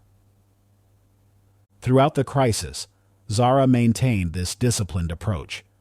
She converted the immense pressure into focused energy, treating each communication as a critical mission. When reporters demanded immediate answers, she used the state pause confirm technique. We're investigating specific details. State. We won't speculate about information we haven't verified. Pause. What we know with certainty is confirm. The result? Instead of a PR disaster, the company emerged with strengthened customer trust. Surveys showed that 78% of customers felt more confident in the company after seeing how transparently they handled the crisis. What made the difference wasn't just what Zara said, it was how and when she said it. Under immense pressure, she maintained impact by following a systematic approach rather than reacting emotionally. The pressure testing exercise I'm about to share will help you develop these same capabilities. But first, understand this. High-stakes communication mastery isn't about becoming someone else. It's about being your most focused, impactful self precisely when it matters most. Your challenge for the next 24 hours is to identify one crucial conversation you've been avoiding. It might be difficult feedback you need to deliver, a boundary you need to set, or a proposal you need to present. Chapter 16. Handling high-stakes situations. You've felt it before, that urge to fill every moment of silence, to rush through your words as if being chased. In meetings, presentations, or crucial conversations, empty space feels like your enemy. But what if I told you that mastering silence could be your greatest communication asset? A groundbreaking analysis of the most successful TED Talks revealed something shocking. Presentations that went viral contained 40% more strategic silence than average ones. Not more words, more silence. This isn't just coincidence. It's the power of the purposeful pause. Think about the last time you tried to absorb complex information. When someone speaks without breaks, your brain struggles to process, retain, and reflect. It's like trying to drink from a fire hose. But when speakers incorporate strategic pauses, they give your mind the precious microseconds it needs to create meaning and connection. The science behind this is fascinating. Research shows that during brief pauses in communication, your brain activates its default mode network, the same system responsible for deep processing and memory formation. In other words, the moments when someone stops speaking are often when their message truly takes root. Winston Churchill understood this power intimately. During World War II, his speeches didn't just inspire because of their words. Their impact came from his masterful use of silence. Take his famous "We shall fight on the beaches" speech. Churchill didn't rush through this historic declaration. Instead, he used what he called pregnant pauses to let each phrase land with full force. One of the most powerful moments came after "We shall fight in France." Instead of continuing immediately, Churchill held a 3-second pause. In those 3 seconds of silence, the weight of the situation, the determination of a nation, and the power of resistance all crystallized in listeners' minds. When he continued, each subsequent location, "We shall fight on the seas and oceans," was separated by carefully timed silence, building to a crescendo that would echo through history.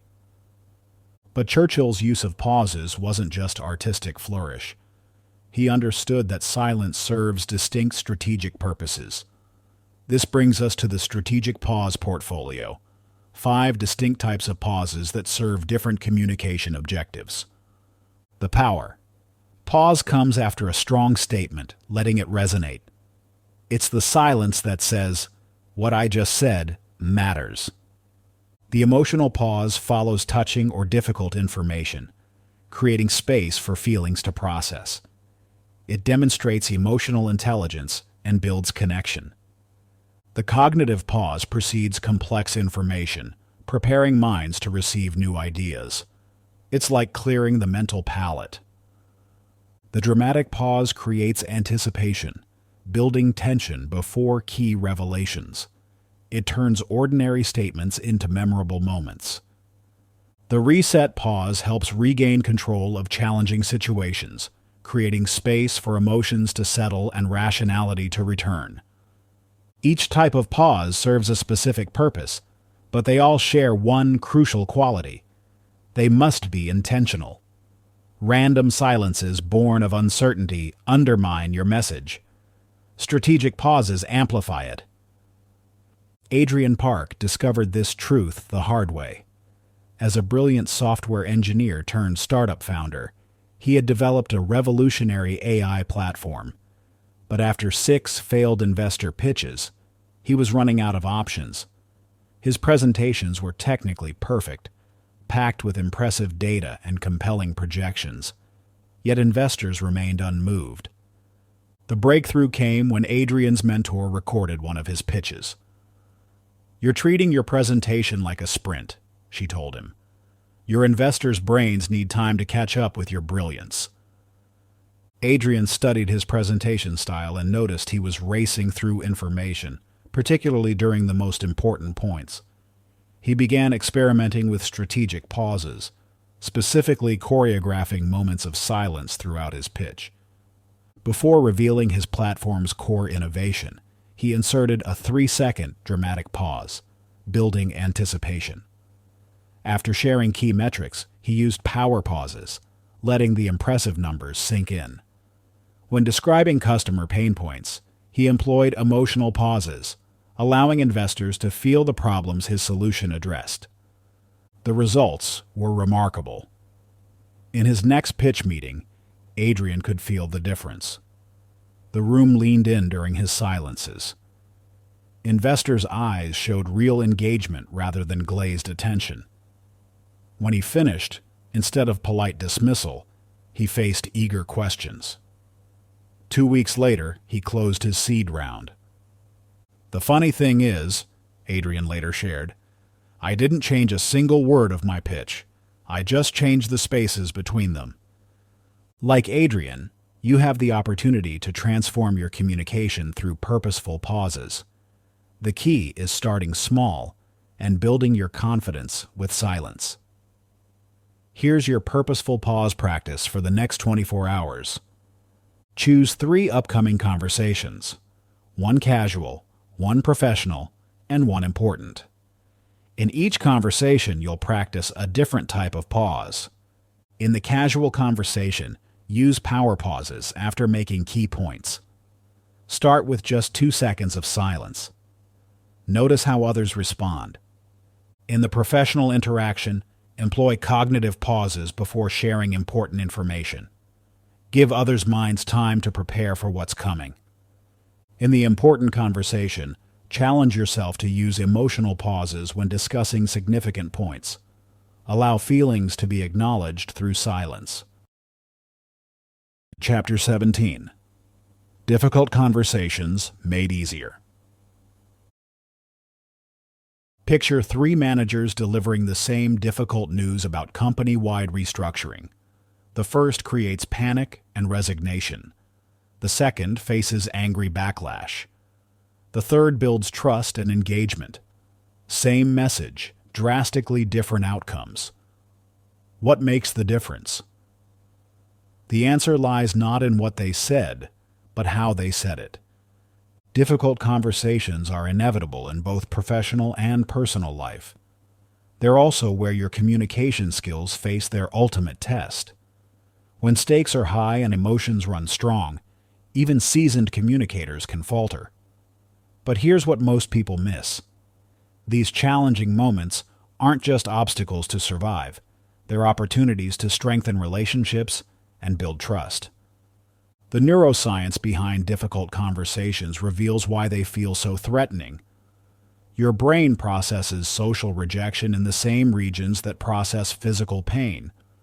When delivering or receiving challenging messages, your amygdala, the brain's threat detection center, goes into overdrive. This triggers your fight-or-flight response, literally shutting down the parts of your brain responsible for nuanced communication.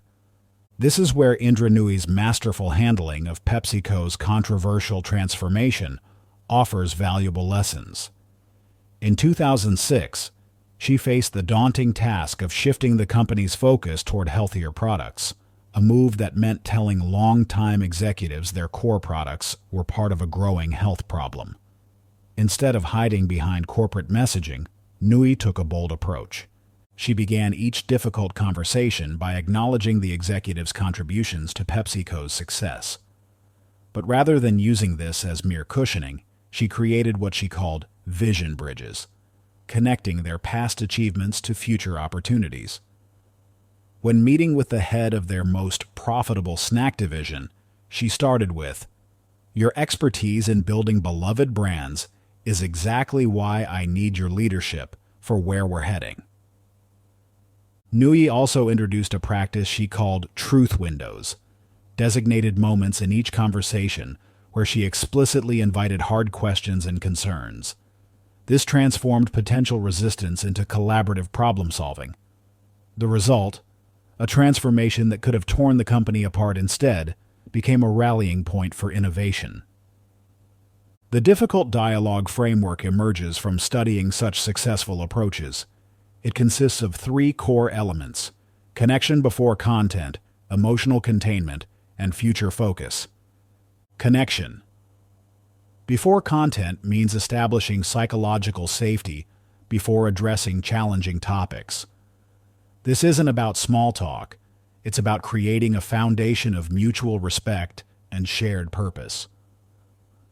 Research shows that when people feel psychologically safe, their capacity to process difficult information increases by up to 40%. Emotional containment involves managing both your emotions and the other person's. The key technique here is emotional bracketing, acknowledging feelings without letting them dominate the conversation. This includes using phrases like, "I understand this is challenging," while maintaining forward momentum. Future focus shifts the conversation from problems to possibilities.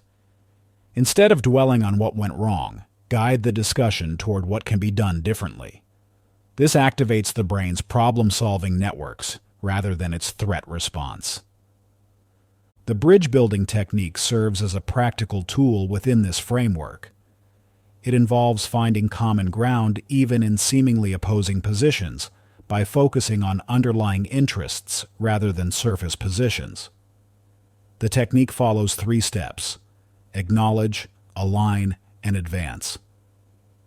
Kai, an HR director at a rapidly growing tech company, put these principles to the test during a particularly challenging period of organizational restructuring.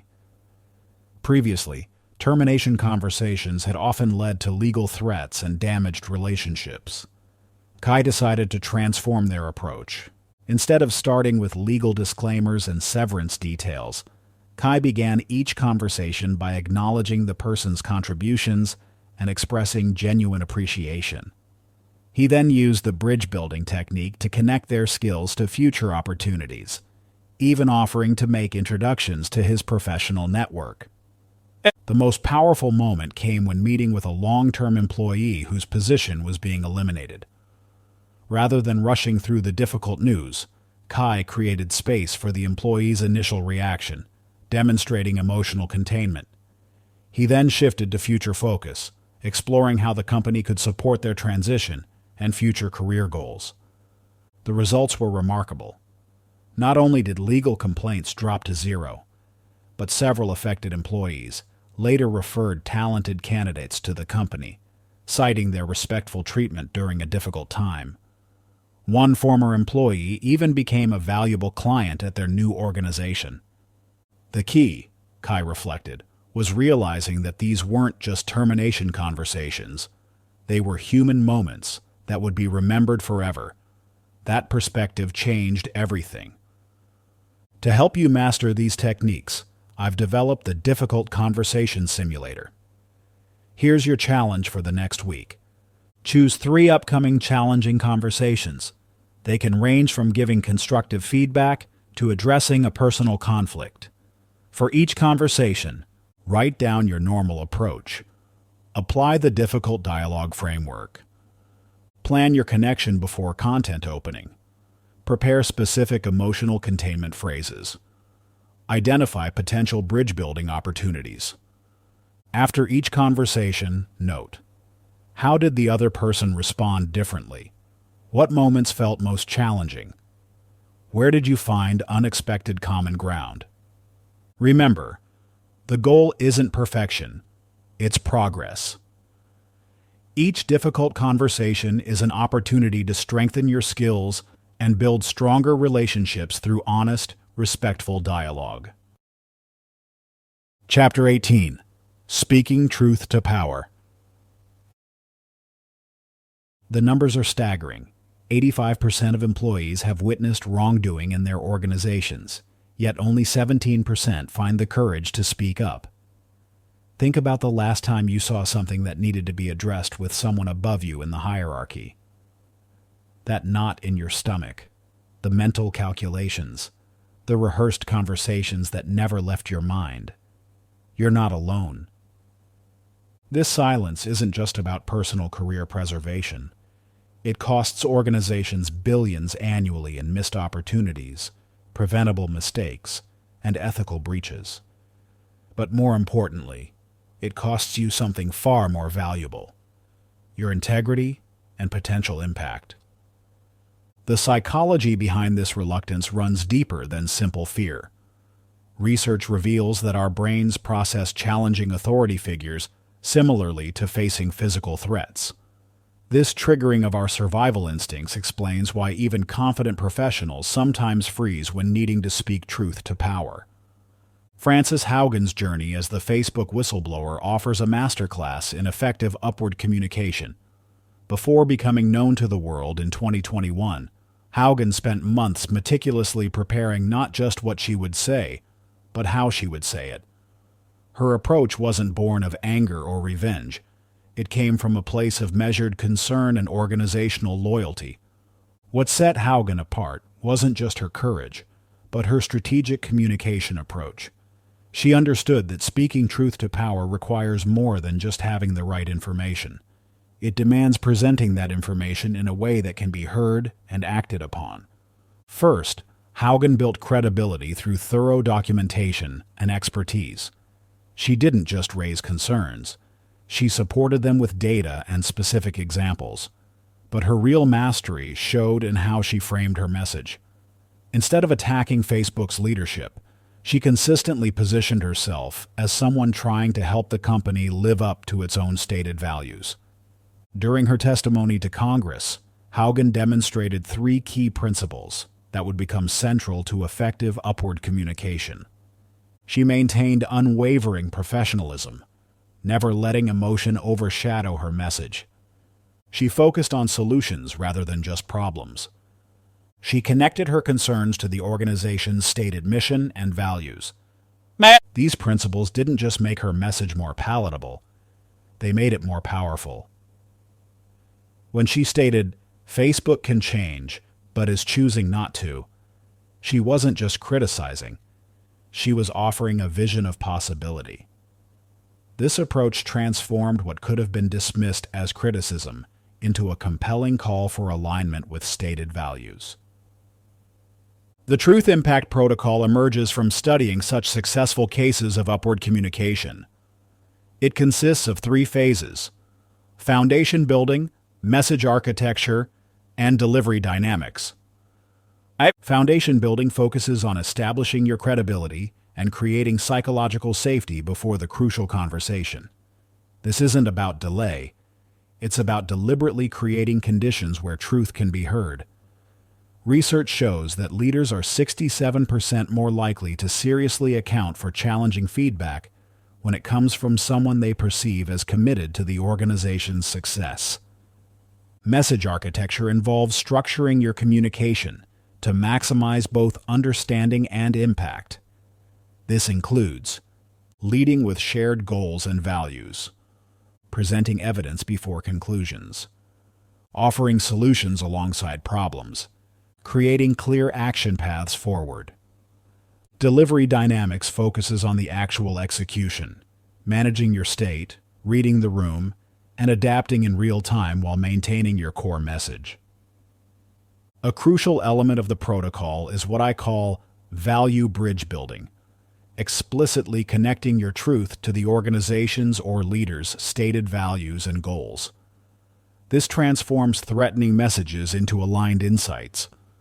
The protocol also introduces the concept of safety anchors, specific phrases and approaches that maintain psychological safety during challenging conversations.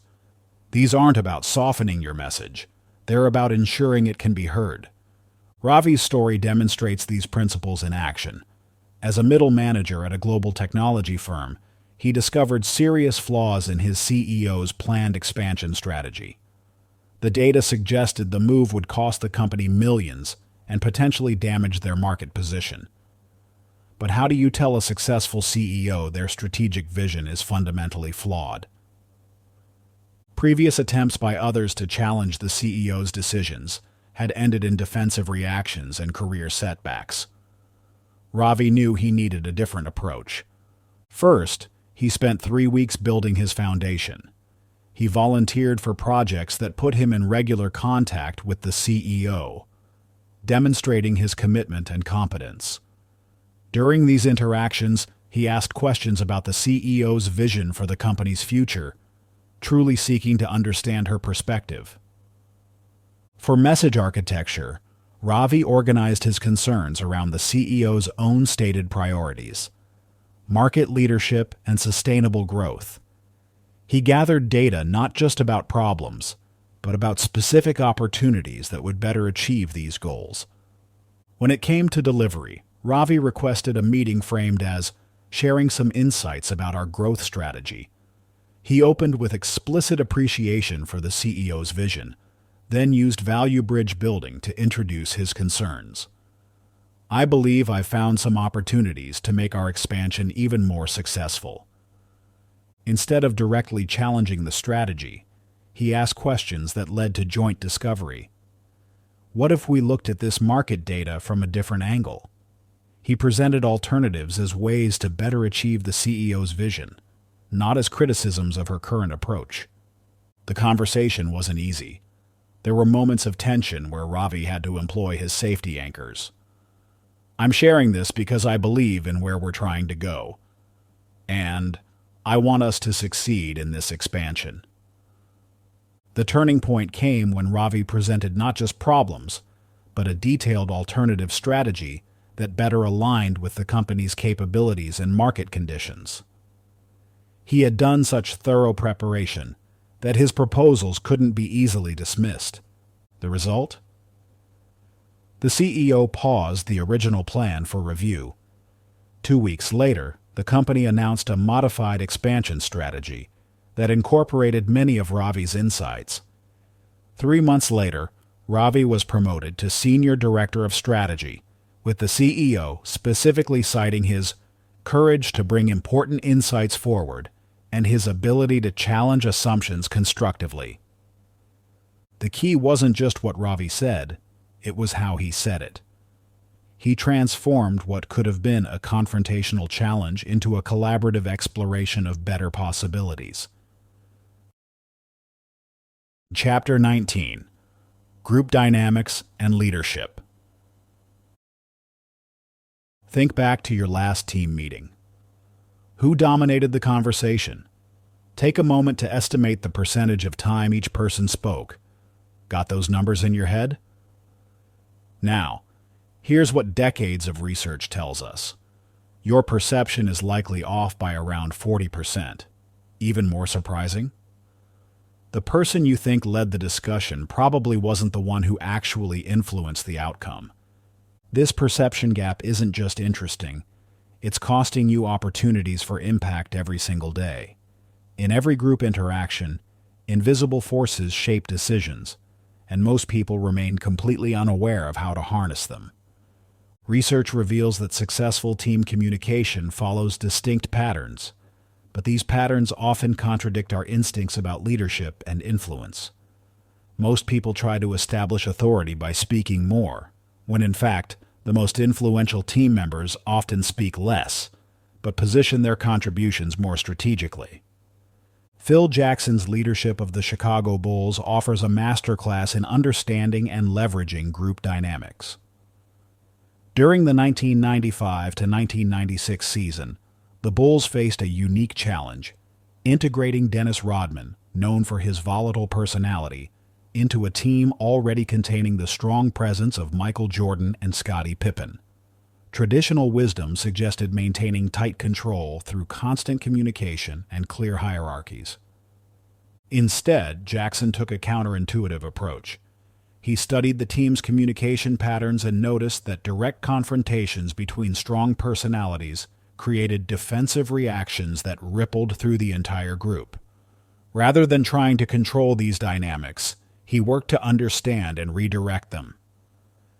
Jackson's genius lay in recognizing that group communication operates like an ecosystem. Every interaction creates ripple effects that influence future interactions. He noticed that when Jordan criticized teammates directly, it created tension that lasted for days. But when Jordan's feedback came through carefully orchestrated group discussions, the same message could be received productively. One pivotal moment came during a particularly tense practice session. Instead of addressing the obvious friction between Jordan and Rodman directly, Jackson gathered the team and shared a story about Native American tribal councils, where warriors would pass a talking stick. Only the person holding it could speak. He then produced a basketball and established a new rule: feedback could only be given while holding the ball. This simple change transformed the team's dynamics. It created natural pauses between comments, allowing emotions to settle. More importantly, it made everyone aware of communication patterns they'd been blind to before. Players began noticing who spoke most, who spoke least, and most importantly, whose words carried the most weight regardless of frequency. The results were stunning. Not only did the Bulls achieve one of the best seasons in NBA history, 72-10, but they did it with remarkable team chemistry despite having some of the strongest personalities in basketball history. This leads us to the Group Impact Matrix, a framework for understanding and influencing group dynamics through strategic communication positioning. The matrix operates on two axes: communication frequency, how often you speak, and impact positioning, where and how you position your contributions. Most people focus solely on frequency, trying to establish influence by speaking more. But research shows that impact comes from understanding and leveraging four key elements. Energy nodes, points in group interactions where energy and attention naturally concentrate. Decision windows, moments when the group is most receptive to new ideas or direction changes. Alliance patterns, natural partnerships and resistance lines that form in any group. Influence cascades, how information and opinions flow through the group. The matrix helps you map these elements and position your communications for maximum impact. But here's the crucial insight: influence doesn't flow evenly through groups. Certain positions and moments carry more weight than others. Here is Teresa's story. As a newly appointed project manager at a global consulting firm, she inherited a struggling cross-functional team. The group included representatives from marketing, engineering, finance, and operations, each with their own priorities and communication styles. Initially, Teresa tried to establish control through traditional methods, leading every discussion, requiring detailed updates, and attempting to manage all communication flows directly. The result? Meeting times doubled, decisions took longer, and team members became increasingly disengaged. Everything changed when Teresa began mapping her team's dynamics using the Group Impact Matrix. She noticed several crucial patterns. The engineering lead rarely spoke in full team meetings, but had enormous influence in smaller group discussions. Marketing and operations had natural alliance potential, but were blocked by communication style differences. Key decisions were often effectively made in the informal discussions before formal meetings. Certain team members served as unofficial information hubs, influencing how news and ideas spread through the group. Armed with these insights, Teresa completely restructured her approach. Instead of trying to control all communication, she focused on strategic orchestration. She identified key energy nodes, moments and settings where the team naturally engaged most effectively. She mapped influence cascades, understanding how information and buy-in flowed through the team. She recognized and leveraged natural alliance patterns, while gently redirecting unproductive ones. She positioned critical communications at optimal decision windows when the group was most receptive. The transformation was remarkable. Rather than forcing communication through formal channels, Teresa created conditions for natural, effective information flow. She set up small group discussions before major decisions, knowing certain team members influenced others more effectively in intimate settings. She started positioning key messages through the team's natural influence nodes rather than always delivering them herself. When engineering concerns needed to be addressed, she ensured they were raised by the engineering lead in smaller technical discussions before bringing them to the full team. Teresa also implemented what I call dynamic mapping, regularly updating her understanding of the team's communication patterns and adjusting her approach accordingly. She noticed that influence patterns shifted based on the type of decision being made. Technical decisions followed different influence cascades than strategic ones. Most importantly, she learned to read the group's energy in real time and adjust accordingly. When she sensed tension building between marketing and operations, she would create small group opportunities for them to align before major decisions. When she noticed certain team members withdrawing, she would find ways to position them as experts in their areas, naturally pulling them back into the group's flow. Within 3 months, meeting times were cut in half while decision quality improved dramatically. Team satisfaction scores rose by 60%, and project deliverables began consistently beating deadlines. The same team, with the same members, transformed simply through better understanding and orchestration of their communication dynamics. But Teresa's most powerful realization came from tracking her own communication patterns. She discovered she had the most influence when she spoke least, but positioned her contributions most strategically. By reducing her own speaking time by 40%, but carefully choosing when and how to intervene, her effectiveness as a leader actually increased. This brings us to your challenge, the group dynamic audit. For the next week, you'll map the communication patterns in your most important group setting, team, department, or committee. Pay special attention to who speaks most versus who influences most, natural alliance patterns and resistance lines, when and where key decisions really get made, how information and buy-in flow through the group. Track these elements. At the end of the week, analyze your findings to identify key influence nodes in your group, optimal positioning points for important messages, natural alliance opportunities you can leverage, communication barriers you can help remove. The goal isn't to control these dynamics, but to understand and work with them more effectively. Like Phil Jackson with the Bulls, you'll learn to orchestrate rather than dominate, influence rather than control. Remember, the most powerful person in the room isn't always the one talking the most. It's the one who understands and can work with the group's natural dynamics to create positive change. Chapter 20. Virtual Impact Mastery. You're sitting in another virtual meeting watching faces and boxes, wondering why your usually compelling messages seem to evaporate into the digital void. That nagging feeling that you're not getting through? It's not just in your head. Research from Stanford's Virtual Communication Lab reveals a startling truth. Virtual environments magnify communication mistakes by 2.3 times while simultaneously cutting your positive impact in half. But here's the opportunity hidden within this challenge. Once you understand the specific mechanics of virtual communication, you can flip this equation to your advantage. The same features that amplify mistakes can be harnessed to multiply your impact. The fundamental shift in virtual communication isn't just about technology. It's about how human brains process information differently through screens. Studies show that our neural pathways activate differently when processing virtual interactions. creating what neuroscientists call the digital discount effect, where messages lose approximately 50% of their emotional resonance simply by being transmitted virtually. This is where Jack Dorsey's revolutionary work at Square and Twitter provides invaluable insights.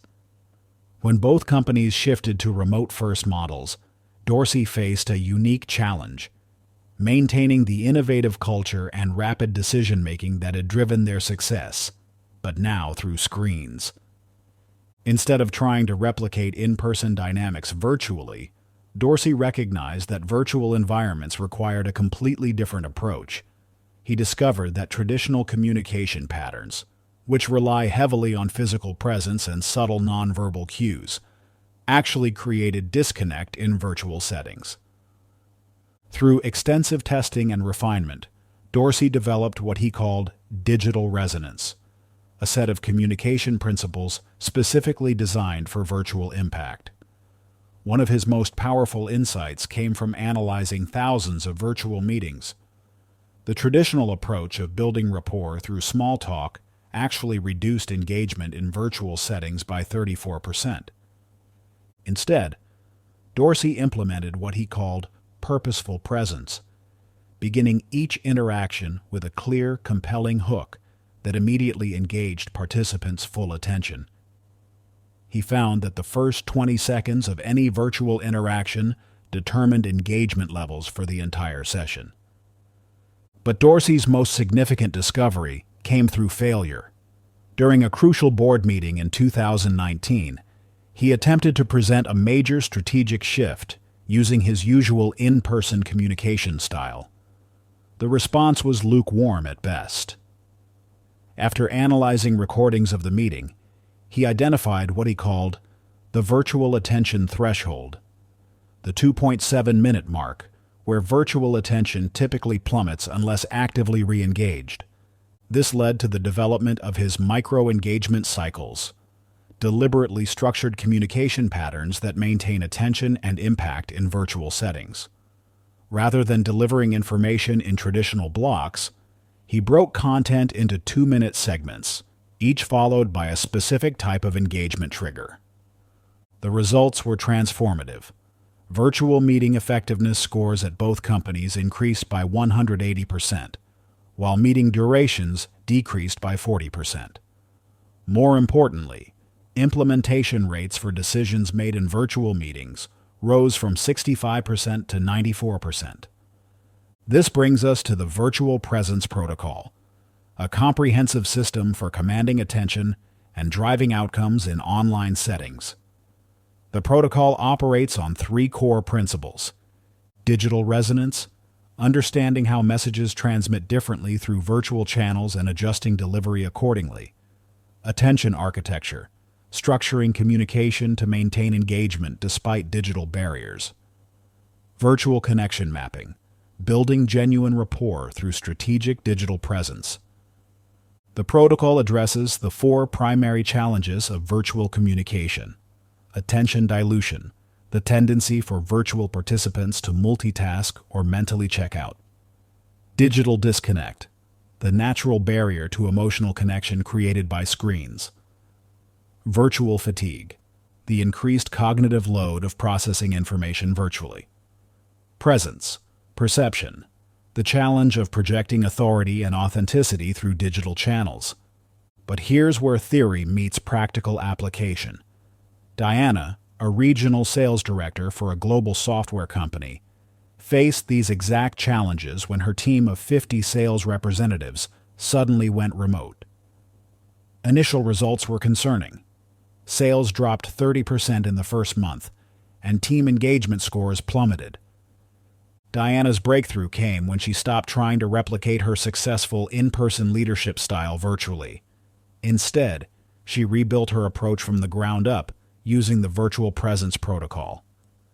First, she addressed attention dilution by implementing what she called engagement anchors, specific triggers designed to maintain focus during virtual interactions; visual pattern breaks, changing visual elements every 2.5 minutes to reset attention; interactive touchpoints, strategic moments requiring active participation. Cognitive hooks, unexpected questions or challenges that demand mental engagement. To combat digital disconnect, Diana developed virtual proximity techniques, digital eye contact, using camera positioning and timing to create genuine connection. Vocal resonance patterns, specific speech rhythms that maintain engagement.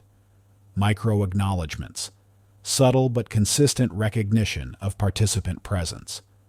For virtual fatigue, she implemented cognitive relief cycles. Attention, reset points, structured breaks in content delivery. Processing pauses, strategic silence for information integration. Energy variation, deliberate pacing changes to maintain mental freshness. Finally, to enhance presence perception, Diana mastered digital authority positioning, virtual space command, strategic use of camera angles and positioning, digital confidence cues, specific gestures and movements that project authority through screens. Presence amplification, techniques for enhancing natural charisma virtually. The transformation was remarkable. Within 3 months, her team's sales not only recovered, but exceeded pre-virtual levels by 40%. Team engagement scores rose to all-time highs, and their virtual sales meetings became so effective that several major clients requested to continue meeting virtually even after in-person options resumed. One particular success story stands out. Diana was preparing for a crucial presentation to the company's largest potential client, a $50 million deal that would traditionally have required multiple in-person meetings. Using the virtual presence protocol, she restructured her presentation into what she called impact blocks, focused 2-minute segments each designed to trigger specific responses. She began with a pattern interrupt, starting the meeting with an unexpected question that immediately engaged all participants. She maintained engagement through strategic use of silence, allowing key points to land with greater impact. Most importantly, she used digital proximity techniques to create genuine connection despite the virtual barrier. The result? The client signed within a week, specifically citing the effectiveness of the virtual presentation as a key factor in their decision. They noted that Diana's virtual presence actually allowed them to focus more on the content without the usual distractions of in-person meetings. But Diana's most valuable insight came from what she calls virtual momentum mapping, tracking how energy and engagement flow differently in virtual settings. She discovered that virtual meetings follow distinct energy patterns, and by understanding these patterns, she could structure her communications for maximum impact. She identified 4 critical moments in virtual interactions: the digital hook, 0 to 20 seconds, where initial engagement is established; the focus threshold, 2.7 minutes, where attention typically drops; the connection window, 4 to 5 minutes, where genuine rapport can be built; the impact zone, 7 to 8 minutes, where key messages are most likely to resonate. By mapping her communication to these natural rhythms, Diana maintained engagement and impact throughout even lengthy virtual sessions. Remember, virtual barriers only limit your impact if you let them. By understanding and mastering the unique dynamics of digital communication, you can actually achieve greater influence than in person. The screen between you and your audience isn't a wall. It's a window of opportunity for those who know how to use it. The digital world isn't going anywhere. Your ability to command virtual spaces will increasingly determine your success. Start your transformation today, and watch as your virtual presence becomes your competitive advantage. Chapter 21: Cross-Cultural Communication. Picture this scenario. 3 technology executives deliver identical pitches for an innovative software solution. The first presents in Silicon Valley and secures immediate interest. The second presents in Tokyo and receives polite but clear rejection. The third presents in Dubai and inadvertently offends the entire room. Same content, same delivery. Drastically different outcomes. Why? Because in today's interconnected world, your message isn't just about what you say. It's about how it lands across cultural contexts. Recent neuroscience research from the Cultural Cognition Institute reveals something fascinating. Your brain processes identical information differently depending on your cultural framework. When you receive a message that aligns with your cultural expectations, your neural pathways show 47% more activation in areas associated with trust and acceptance. Conversely, when that same message conflicts with cultural norms, your brain's threat response centers light up, creating an unconscious barrier to communication before any conscious processing even begins. This brings us to Satya Nadella's remarkable transformation of Microsoft's global communication culture. When Nadella took the helm in 2014, Microsoft faced a critical challenge. Despite having offices in 120 countries, their communication style remained stubbornly Western-centric, leading to frequent misunderstandings and missed opportunities. Rather than implementing a one-size-fits-all solution, Nadella recognized that effective cross-cultural communication required a complete paradigm shift. He discovered that Microsoft's traditional direct, results-focused communication style, while effective in some markets, was actually damaging relationships in others. In Japan, for instance, their standard approach to feedback was unintentionally creating distance with key partners. One particular incident proved transformative. During a crucial partnership negotiation in Tokyo, Nadella observed something subtle but significant. The Microsoft team was pushing for clear, immediate responses, a typically Western approach to decision-making. However, their Japanese counterparts were expressing hesitation through subtle, nonverbal cues that the Microsoft team completely missed. The result? A partnership that should have been straightforward nearly fell apart. This experience led Nadella to develop what he called cultural communication mapping, a systematic approach to understanding and adapting to different cultural communication styles. He identified 3 critical dimensions of cultural communication. Time orientation, how different cultures view time, deadlines, and decision-making pacing. Relationship dynamics, the balance between task focus and relationship building. Communication style, the spectrum from direct to indirect communication preferences. By mapping these dimensions across different cultural contexts, Nadella created a framework that allowed Microsoft teams to adapt their communication style while maintaining authenticity and impact. The results were remarkable. Cross-cultural collaboration increased by 156%, while international partnership success rates improved by 83%. But perhaps most telling was a specific incident in Singapore. A Microsoft team was presenting a new cloud computing solution to a potential partner. Instead of launching directly into the presentation, their usual approach, they spent the first 30 minutes building relationship context, a practice they had learned through Nadella's framework.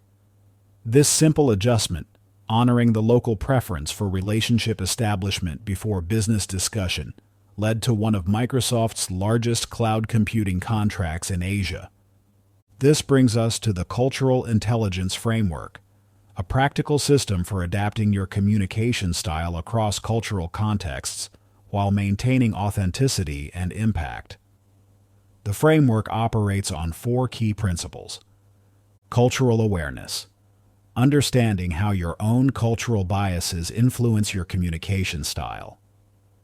Context recognition, identifying key cultural markers in any communication situation.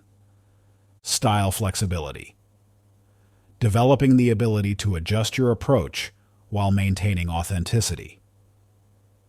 Universal connection, finding common ground that transcends cultural differences.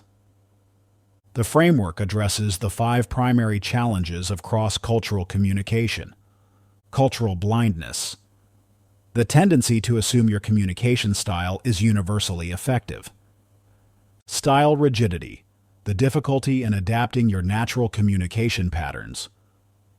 Context, misreading, missing or misinterpreting cultural cues.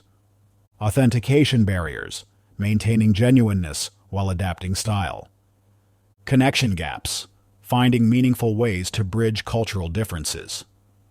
This is where Marcus's story becomes particularly relevant. As an international sales director for a global pharmaceutical company, Marcus faced these exact challenges when tasked with unifying sales teams across 12 countries. Initial attempts to standardize communication led to resistance and declining performance. Marcus's breakthrough came when he stopped trying to enforce a single communication approach and instead implemented the cultural intelligence framework. He began by mapping the cultural communication preferences of each regional team. In Brazil, he discovered that his European-style formal presentations were creating distance. The team there valued personal connection and storytelling in their communication. In Japan, his American-inspired direct feedback style was causing discomfort. The team preferred more nuanced, indirect performance discussions. In Germany, his relationship-building focus was seen as inefficient. The team valued clear, data-driven communication. Instead of fighting these differences, Marcus developed what he called cultural bridge points, specific communication strategies that honored local preferences while maintaining message consistency. He implemented 3 key practices: cultural priming, beginning each interaction with culturally appropriate opening protocols; style shifting, adapting his communication style to match local preferences while maintaining message integrity; universal anchoring, finding common ground through shared business objectives and human experiences. The transformation was dramatic. Within 6 months, cross-border collaboration increased by 300%. Sales teams that had previously struggled to work together were now actively sharing best practices. Most importantly, customer satisfaction scores improved across all regions as teams better adapted their communication to local market preferences. One particular success story stands out. Marcus was preparing for a global product launch that required coordinated communication across all 12 markets. Instead of creating a single presentation template, he developed what he called cultural communication matrices, adaptive frameworks that maintained core messages while allowing for cultural customization. For instance, in relationship-focused cultures like Brazil and India, the presentation began with team connection activities and emphasized collective achievement. In task-focused cultures like Germany and Switzerland, it started with clear objectives and emphasized individual responsibilities. In hierarchical cultures like Japan and Korea, it included appropriate status acknowledgments and formal protocols. The result? The product launch achieved 175% of its target, with every region exceeding expectations. Team feedback consistently highlighted the effectiveness of the culturally adapted communication approach. But Marcus's most valuable insight came from what he called cultural communication patterns. The recognition that effective cross-cultural communication isn't about memorizing rules, but about understanding underlying patterns. He identified 4 universal patterns that transcend cultural differences. Respect. Signaling. How different cultures express and receive respect. Trust building. The varying paths to establishing credibility. Decision-making. Cultural variations in how conclusions are reached. Conflict resolution. Different approaches to handling disagreement. By understanding these patterns, Marcus could adapt his communication style without losing authenticity or impact. Your challenge today is to begin your own cultural adaptation journey. Select an upcoming interaction with someone from a different cultural background. It could be a colleague, client, or even a social connection. Before the interaction, complete the following cultural adaptation exercise: cultural context mapping, Research 3 key communication preferences in their culture. Identify potential conflicts with your natural style. Interaction. Planning. Design your opening to honor their cultural preferences. Post-interaction analysis. Document what worked and what didn't. Note any unexpected cultural dynamics. Remember, cultural intelligence isn't about losing yourself in adaptation. It's about expanding your communication repertoire to connect authentically with diverse audiences. Start your cultural communication journey today and watch as your global influence grows. Chapter 22. The Art of Persuasion. 12 minutes. That's all it took for a relatively unknown entrepreneur to convince a room full of skeptical executives to completely revolutionize their approach to renewable energy. The presentation wasn't flashy. There were no complex slides or elaborate demonstrations. Yet by the end of those 12 minutes, a $50 billion industry began its transformation. You might think this kind of persuasive impact is reserved for special people in rare moments. But the truth? You face similar opportunities every single day. Moments where your ability to ethically influence others can create meaningful change. The science behind persuasion reveals something fascinating. Your brain makes most decisions emotionally, then justifies them logically afterward. Research from Harvard's Decision Science Laboratory shows that up to 95% of purchasing decisions happen in the subconscious mind, driven by emotional connection rather than rational analysis. This insight transforms how we approach influence. It's not about overwhelming others with facts, but about creating genuine connection that inspires action. Sarah Blakely's journey with Spanx perfectly illustrates this principle. When she first approached retailers with her revolutionary product, she faced constant rejection. Traditional presentations and market data weren't working. But rather than give up, Blakely discovered something crucial about persuasion. It's not about the product, it's about the story and emotional connection behind it. In a pivotal meeting with Neiman buyers, Blakely did something unexpected. Instead of starting with market research or profit projections, she invited the buyer to join her in the ladies' room. There, she demonstrated her product's before and after effect in person. This authentic, vulnerable approach created an immediate emotional connection. The buyer, seeing Blakely's genuine belief in her product and experiencing its impact firsthand, placed an order on the spot. This moment wasn't just about showing a product. It demonstrated 3 core principles of ethical persuasion. Authentic connection. Blakely shared her personal story and vulnerability, creating trust. Experiential proof. She let the product's impact speak for itself rather than relying on claims. Emotional resonance. She connected her solution to the buyer's real-world understanding. The results speak for themselves. From that single order, Spanx grew into a billion-dollar brand, not through aggressive sales tactics, but through authentic persuasion that addressed real needs. The ethical impact framework builds on these principles, providing a systematic approach to persuasion that drives action through genuine connection. The framework operates on 4 key elements. Trust foundation, building credibility through authentic sharing and consistent delivery. Value alignment, connecting your proposal to others' core values and needs. Emotional resonance, creating genuine connection through story and shared experience. Action catalyst, inspiring voluntary movement toward shared goals. This brings us to Leo's remarkable story. As an environmental activist, Leo spent years trying to convince major corporations to adopt sustainable practices. His initial approach was confrontational. Armed with data about environmental damage, he would demand change through pressure and shame. The result? Closed doors and defensive responses. Everything changed when Leo discovered the ethical impact framework. Instead of leading with accusations, He began by seeking to understand each company's challenges and values. He discovered that many executives actually cared about sustainability, but felt trapped by short-term business pressures. Using the conviction bridge technique, Leo learned to connect environmental solutions to business success. In meetings with corporate leaders, he would start by acknowledging their business challenges and constraints.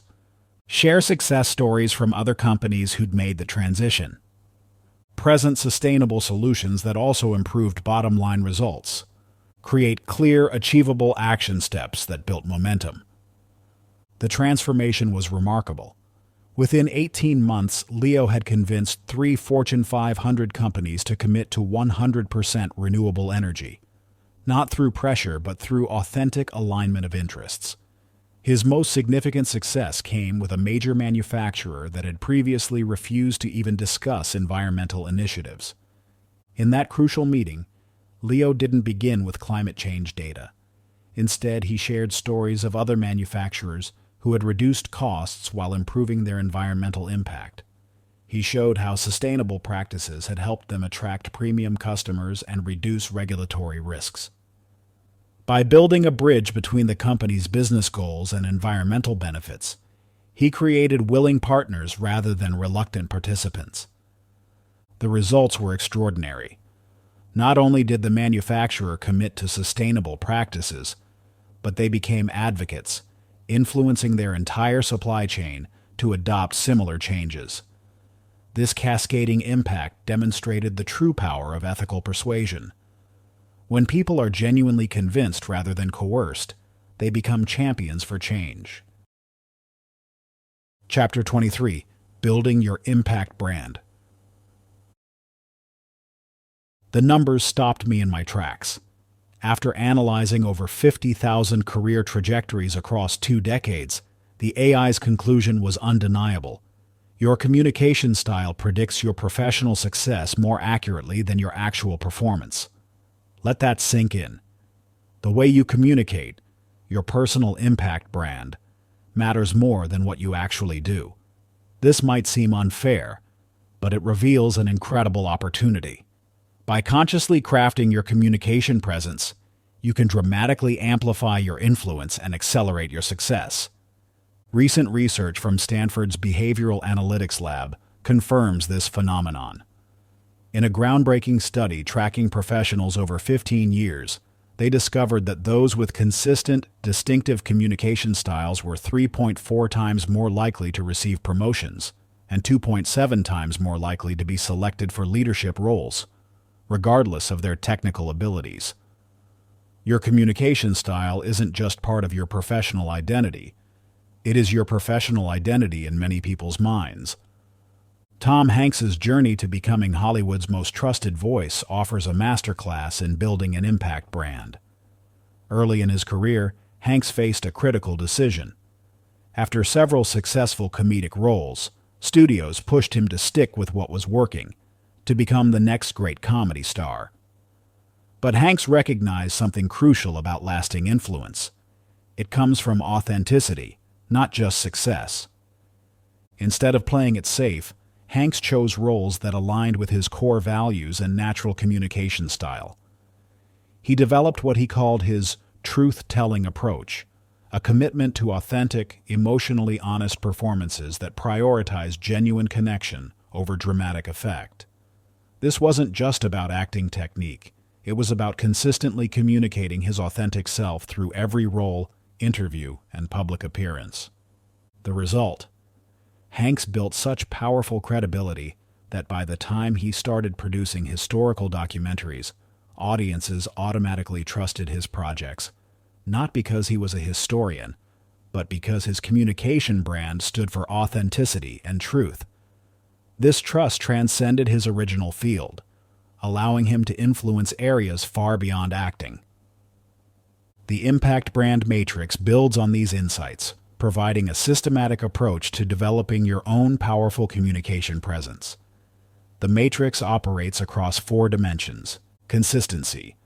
Your core messages and delivery style remain stable across different contexts. Authenticity. Your communication aligns naturally with your values and personality. Distinctiveness. Your style stands out while remaining appropriate for your field. Evolution.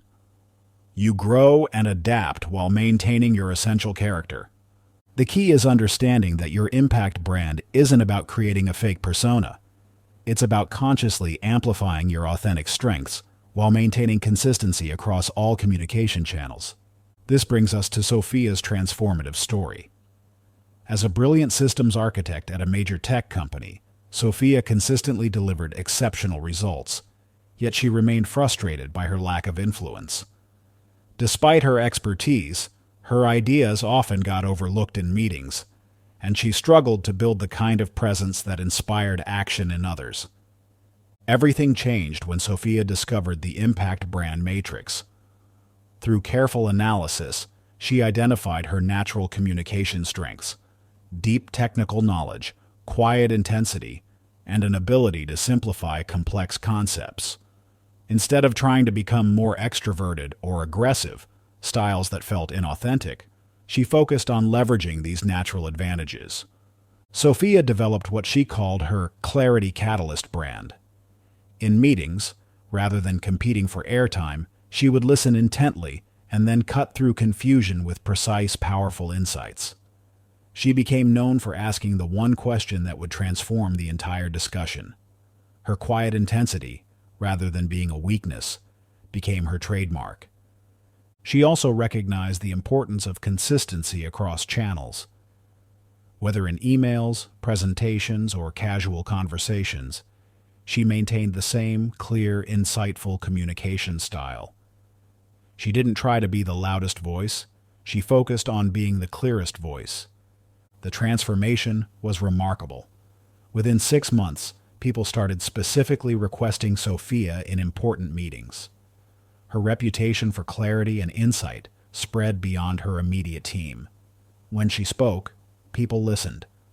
Not because she demanded attention, but because she had built a brand that promised valuable clarity. A year later, Sophia was promoted to lead a major initiative, despite having less seniority than other candidates. The reason? Leadership recognized that her consistent communication style had already made her the project's de facto influence center. Her impact brand had become so strong that formal authority simply followed her natural influence. The brand evolution exercise challenges you to create similar results in your own career. Start by mapping your current communication patterns across different situations. When do you feel most natural and impactful? When do you struggle? What consistent themes emerge in your most successful interactions? Then, design your ideal impact brand using the matrix dimensions. What core qualities do you want to be known for? How can you amplify your natural strengths while maintaining authenticity? Most importantly, what specific adjustments can you make to your daily communications to strengthen this brand? Your challenge for the next week. Document every significant interaction, meetings, presentations, important emails, and rate how well they aligned with your desired impact brand. Note what worked, what didn't, and identify 3 specific changes you can make to bring your communication style more consistently in line with your intended impact. Remember, you're not creating a new personality.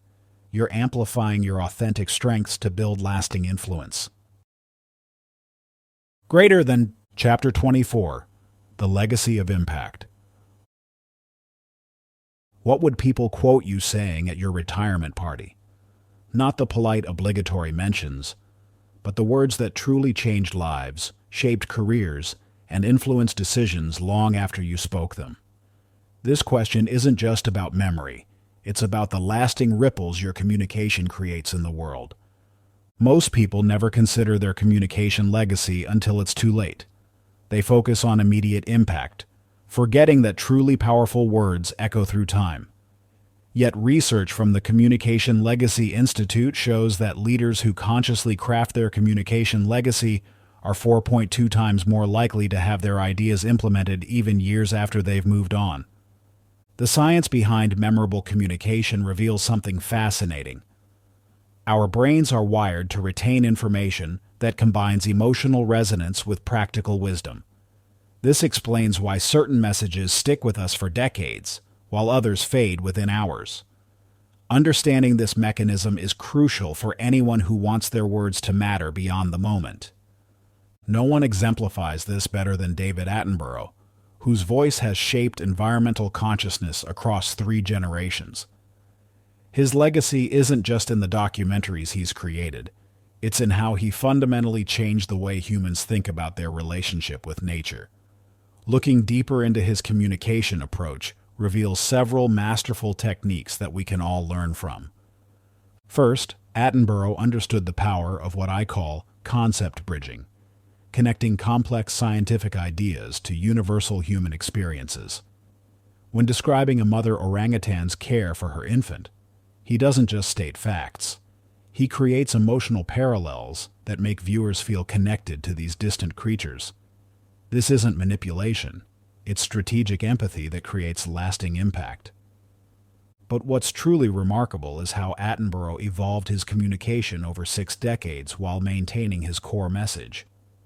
In the 1950s, he focused on discovery and wonder.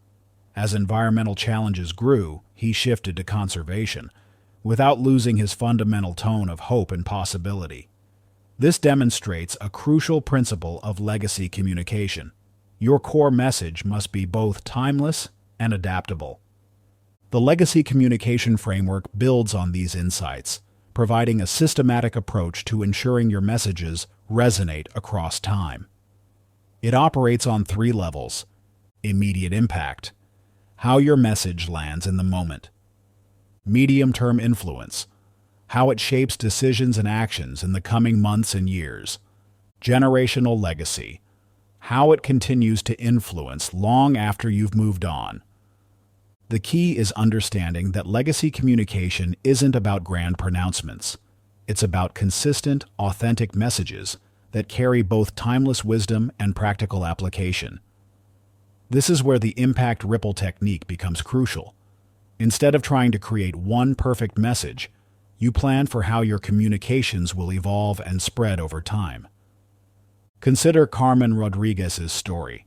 As Chief Innovation Officer at a global technology firm, she knew her upcoming retirement would be a critical moment for preserving the innovation culture she'd built. Rather than leaving it to chance, she spent her final 2 years consciously crafting her legacy through strategic communication. Carmen understood that her most important messages weren't about specific technologies or processes. They were about the principles that drove innovation. She developed what she called portable wisdom, insights that would remain relevant even as technology evolved. But here's where most leaders would have stopped. Carmen went further, implementing the impact ripple technique to ensure her messages would spread organically. Instead of just sharing her insights in formal settings, she created situations where others would discover and internalize her principles through experience. She designed innovation challenges that required teams to grapple with and ultimately embrace her core philosophies. She established mentoring chains where each leader was expected to pass on key lessons, adding their own experiences while maintaining the essential wisdom. The results were remarkable. 3 years after her retirement, an independent audit revealed that her core principles weren't just surviving. They were evolving and strengthening. Teams were still quoting her key insights, but they had made them their own, adapting them to new challenges while maintaining the fundamental wisdom. This brings us to the Legacy Launch Project, your opportunity to begin crafting your own communication legacy. This isn't about ego or trying to become famous. It's about ensuring that your most valuable insights and wisdom continue to benefit others long after you've moved on. The project has 3 phases. First, identify 3 core messages that represent your most valuable wisdom, insights that you believe will remain relevant and valuable across time. These should combine practical guidance with deeper principles that can adapt to changing circumstances. Second, develop what I call wisdom vehicles, stories, frameworks, or exercises that make your messages both memorable and actionable. Remember, people rarely remember advice, but they remember stories that gave them insights. Finally, create your ripple plan. Specific strategies for how these messages will spread beyond your direct communication. This includes identifying key individuals who can carry your message forward, creating situations where others can discover these insights for themselves, and establishing systems that reinforce these principles. Your challenge for the next month is to begin implementing this project. Start by documenting situations where you notice your words having lasting impact. What made those moments different? Then, draft your 3 core legacy messages and test them in different contexts. Pay attention to which versions resonate most strongly and why.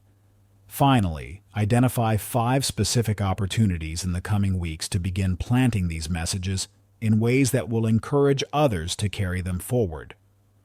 Remember, your communication legacy isn't just about being remembered. It's about ensuring that your most valuable insights continue to create positive change long after you've moved on. What ripples will your words create in the world? Greater than the conclusion. You've reached the end of this book, but you're standing at the beginning of something far more significant.